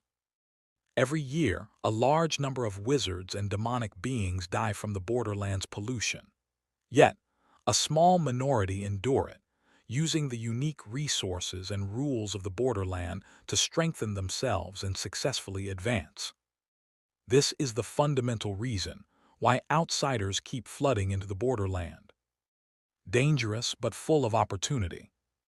It gives those stuck in barren lands a chance to take a step forward. Seeing Jiaji Agu's suspicion, Saul also knew that strangers offers easily raised alarm. Saul tilted his head, thought for a moment, then threw out a more tempting condition. "You are the first visitor since the establishment of the Purity Wizard Tower. For this first transaction, I will provide a free diagnosis and treatment." "Oh, young wizard, after traveling the continent for many years, I've learned the most expensive things are the free ones. I'd rather you set a condition first, then I'll decide whether to proceed with this deal. If you want to trade, how about establishing a stable supply channel?" Saul steered the raft to shore, jumped onto the lakeside, squinting as he sized up Jiaji Agu from head to toe. "Of course, if you're really afraid, you can also choose to walk away from this deal." Unexpectedly, Jiaji Agu straightened his chest. "Anyone who can replace a Dodge wizard is no ordinary wizard. I trust your strength. If that means risking it, so be it. The greater the risk, the greater the reward. I accept this deal." Saul was not surprised. Who dares to be a wandering merchant in the borderland would never be a timid survivor. "Then put down your luggage first. Let me check your back." Jiaji Agu first clenched the straps on his shoulder, then relaxed. He bent his knees slightly, letting the bottom of the luggage rest on the ground. I can't put down this pile of luggage. If you want to see my back, come look at the gap between me and the luggage. His voice grew steady. Saul's words made him realize the other party truly had skill. Those with ability deserve respect. Saul's expression remained calm as he exhaled slightly. He had just used a meditation technique to observe Jiaji Agu's body. Behind him, he saw some disturbing dark shadows. If the other had pollution, it was likely hidden behind those shadows. Jiaji Agu's reaction confirmed Saul's guess. If I continue to improve my meditation technique, maybe I can achieve the observation part of the diagnostic process. He stepped behind Jiaji Agu, tracing the gap between the man's slightly lowered neck and the luggage. As expected, there was a patch of black slime connecting Jiaji Agu's back to the luggage. It was temporarily unclear whether it grew out from him or from the luggage. Saul transformed his newly grown right pinky finger into a slender tentacle and slowly approached the black slime. When the tentacle was less than 10 centimeters away, the black slime suddenly reacted violently, contracting, expanding, changing shape, and making a bubbling glug-glug sound. A thin layer of sweat immediately appeared on the back of Jiaji Agu's head. He endured without crying out or stopping Saul. But Saul saw his entire body tense, as if he was about to jump up and attack at any second. Willing to risk it, but always ready to flip the table. Saul wasn't nervous. He was even a little excited, like when he first became an apprentice and was assigned to the morgue to dissect corpses endlessly. Through constant practice and exploration, his understanding had undergone a complete transformation. Snapping out of his memories, Saul withdrew the mental energy waves from the tentacle and covertly sent a trace of pollution from the black tide to the tip of the tentacle. The violently reacting black slime instantly calmed down. Jiaji Agu, who had been enduring to his limit, suddenly stiffened, and his heart surged with enormous joy mixed with intense unease. That was the unreal feeling of hope after long torment. He bit his teeth, but still neither moved nor spoke.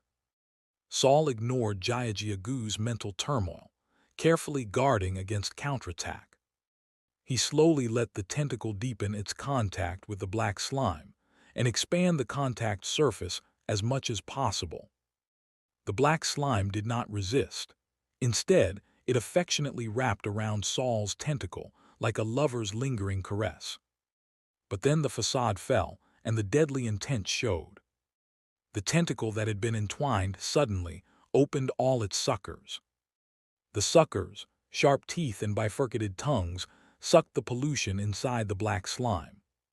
For a moment, the black slime tried to escape and resist, but was trapped by the tentacle and couldn't break free. In the next second, its volume rapidly shrank, and it gradually lost all resistance. As the translucent gray tentacle slowly became stained with nerve-like, thin, forked black strands, Saul felt the pollution and a familiar mental energy filling the soul-fishing tentacle. Though he still had the strength to absorb all the pollution and could have absorbed it all, he stopped before the black strands spread fully to his palm. Then he severed the newly grown pinky finger again and held the tentacle, now covered in black lines, in front of Jiaji Agu. Jiaji Agu stared at the less than half-meter-long black slender tentacle in stunned silence. He finally understood what kind of wizard he had encountered, and what kind of mad yet correct choice he had made. You removed the pollution inside my body." Saul shrugged. "I wish I could say that, but unfortunately, I didn't remove it completely. The pollution has been inside you for a long time, intertwined deeply with your magic and mental issues. With my current ability, I can't completely eradicate it. I can only clear most of the mutated visible pollution first, then give you treatment to enhance resistance and healing. but it will likely take a very long time to fully eliminate the source of the pollution. But the cunning merchant didn't fully believe Saul's words. He maintained a respectful attitude and carefully tested the waters.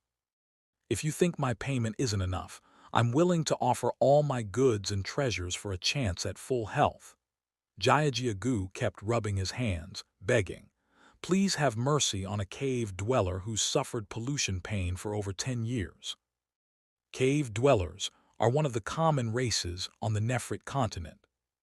It was unexpected someone would come to the Stat continent and become a roaming merchant in the borderland. Saul had his own principles. No matter what treasures or wealth Jiajiagu offered, and no matter how pitiful he seemed, Saul could not fully cure this cave dweller. Such an ability was far beyond what Saul could control, and would likely make Jiajiagu a rare specimen for experiments by other powerful wizards, kept alive in eternal captivity. Saul's expression did not change. He extended his prepared right hand, which was being slowly corroded by thin strands of black slime. It seemed to want to enter his body to become a new parasite. "I'm not unwilling to treat you, but if I continue before you're fully healed, I'd become the new host for this pollution. If the pollution fights back, we'd both die."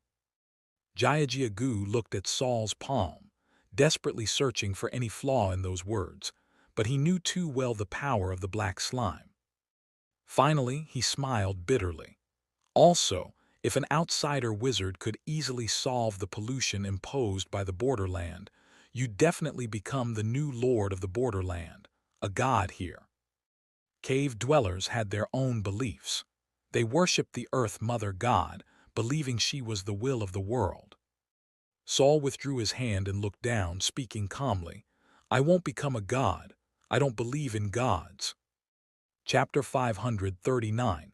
Similar Sources of Pollution. After Saul temporarily absorbed the pollution from the traveling merchant Jiajiagu's drum, he invited Jiajiagu to board the Rhine Lake to continue researching the remaining pollutants on him, and to find other ways to clear pollution. However, Jiajiagu said he still had goods to sell and couldn't stay too long, so he declined. But to sincerely show his gratitude, Jiajiagu showed Saul his merchandise shelf and offered him the chance to purchase it at half price. Of course, a merchant's discounts are to be taken with a grain of salt. You still have to weigh the value yourself. Just as Saul was in the process of building the Wizard Tower, many basic facilities and daily necessities were scarce. After looking over Jiajiagu's price list, he found the prices indeed much cheaper than outside, so he immediately ordered several items. Jiajiagu stayed to deliver goods that were in stock and promised to bring the rest within a month. At the same time, Jiajiagu also offered to introduce Saul to suitable patients, to open up his sales channels and spread his reputation. After Jiajiagu left, Saul carried the newly acquired pollution and the purchased goods back to the Purity Wizard Tower. It was only then that the old witch appeared. She crossed her arms weakly and leaned against the gate. "HMPH, why be so polite to a mere traveling merchant? There must be plenty of valuable goods hidden on him. Just take them by force." The value of a merchant is not in the goods he's carrying now, but in the network and channels behind him. Saul shook the hem of his robe. After crossing water twice, the bottom of his wizard robe was covered with a layer of ice. Maybe I should switch to a different style of wizard robe. He recalled the wizard outfit of Akali, which the old witch should have stripped him of by now, an adventurous-style robe that looked pretty good.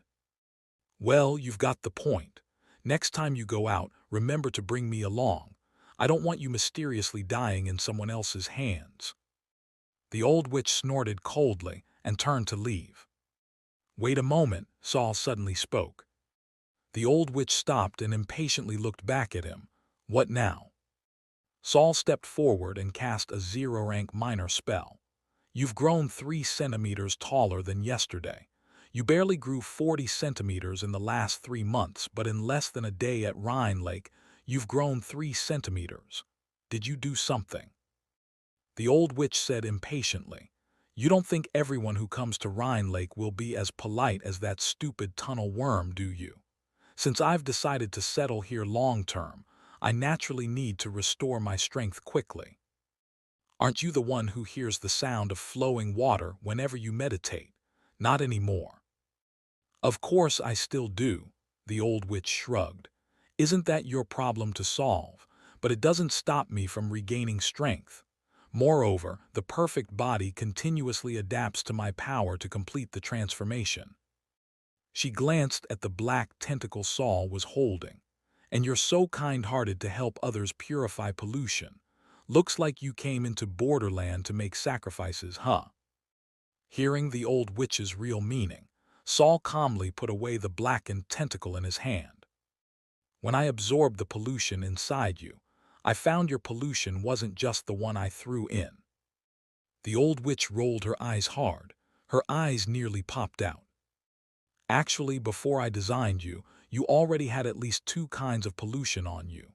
For now, they don't affect your strength, but if left unchecked, they will eventually become life-threatening serious pollution." The old witch shrugged it off. Who living in the borderland doesn't have a bit of pollution? Which wizard isn't fighting against death? You don't really think this place is one of those barren, falsely safe places outside, do you? Saul shook his head. "I'm not surprised by that. It's just that your pollution shares some characteristics with pollution I've found on others. So I wonder if other people have this too." He told the old witch about his identity and his plans for further research. "Dodge makes a living by depending on others and selling lake spirits.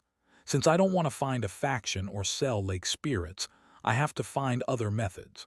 Also, through this, I can collect different sources of pollution and maybe trace the original root of these pollutants." "Do you even need to investigate that? The original pollution obviously comes from this land," the old witch said dismissively. "Then why would this land produce such powerful pollution?" Saul pressed. The old witch was about to speak but froze. She seemed lost in memories but confused. In the end, unable to explain anything, she stubbornly snorted, "HMPH, do you really think we can figure this out by researching? Leave it to those bored to death fourth-rank wizards." She glanced at Saul. "You don't think a first-rank wizard like you can solve a problem that no one solved for hundreds of years, do you?" Saul shrugged and said nothing. The old witch completely ignored Saul, leaving him behind and walking into the wizard tower alone. Night had fallen deep. After traveling for 3 months and working all day, Saul had no intention of resting immediately. He slowly walked to the edge of the island, looked down at the grayish-white little mushrooms that Marsh had planted, now revived from wilting to vigorous, and silently smiled. Under the mist-covered lake, dozens of pale faces surged beneath the water. They stared at Saul with a mix of confusion and eagerness, as if knowing the man on the shore would be their future new master. The old witch was somewhat right. Those who come to Rhine Lake aren't all as easy to deal with as Jiajiagu. In fact, within 2 days, someone else came again to buy grudging spirits. But when they realized the visitor was not Dodge but a nameless young wizard, their greed never ceased. Saul seriously doubted how they had survived in the borderland until now, especially since the old witch didn't have to intervene for him to handle these 2 men.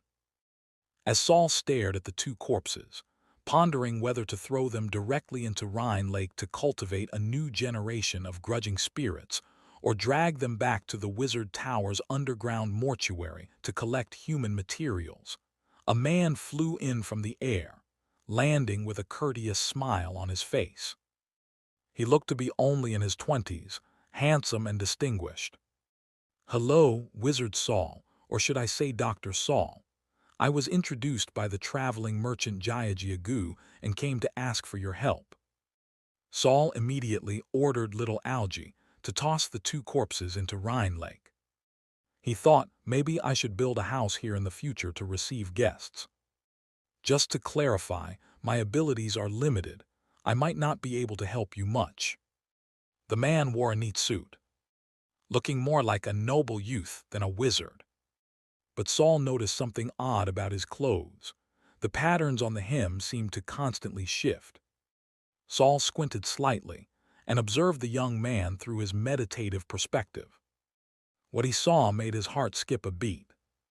The young man's skin was unnaturally pale, like covered in plaster, or maybe it actually was plaster. His clothes seemed like a viscous liquid, writhing constantly over his body like a mud monster draped around him. Chapter 540, Drowsiness. Noticing Saul's gaze resting on the front of his shirt, the man shifted his arms uneasily. Looks like you've already noticed, the man said without anger. He tugged slightly at his collar, and the pattern on his chest changed, morphing into the image of a wolf's head. The wolf's head then opened its mouth and spoke in a hoarse, low voice. You're even more capable than I imagined. Looks like you can help me with this. Sorry, I haven't detected any serious pollution on you. Would you mind if I took a closer look? Saul didn't outright refuse, keeping his tone measured. No, you've misunderstood. Though it was the wolf's head on the shirt speaking, the man wearing the shirt continued to move naturally. He reached out and pulled his collar further open. Beneath the collar was a large hole, no flesh, no blood, only a string of golden pearl beads resting inside. This is an ancient artifact I came across during a recent expedition, but it's been tainted by a rather foul pollution. I haven't found a way to purge it without damaging the artifact itself, and if I don't purge it soon, the pollution will completely corrode it. I happened to hear from Jiaji Agu about you, so I wondered, since you can draw out pollution from the human body, could you also remove the pollution clinging to a magical artifact? Before Saul could reply, Penny's voice sounded. Brother Saul, don't go over there. That artifact, what's on it isn't pollution, it's a curse. A curse? Yes, I don't really understand the details, but I've seen that golden pearl bracelet before. It's called Halima's love letter, but there's actually an extremely powerful curse on it. Anyone who receives this love letter ends up meeting an untimely death. A pearl bracelet, yet it was called Halima's love letter. There had to be a twisted, melancholic love story behind that name. The exchange within the mental realm was quick and efficient. From the man's perspective, Saul only took a blink before smiling and shaking his head.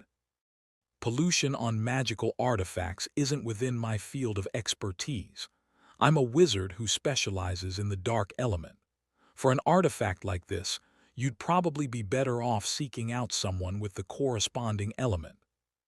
Saul's straightforward refusal caused the wolf's head on the man's shirt to close its eyes, seemingly displeased. Not giving the man another chance to negotiate, Saul continued, If I force it, chances are I'll fail to cleanse it and destroy the precious artifact in the process. Then Saul's tone shifted again. Of course, if you're willing to bear the risk, I could give it a try. I haven't had a chance to research how to clean a polluted artifact yet.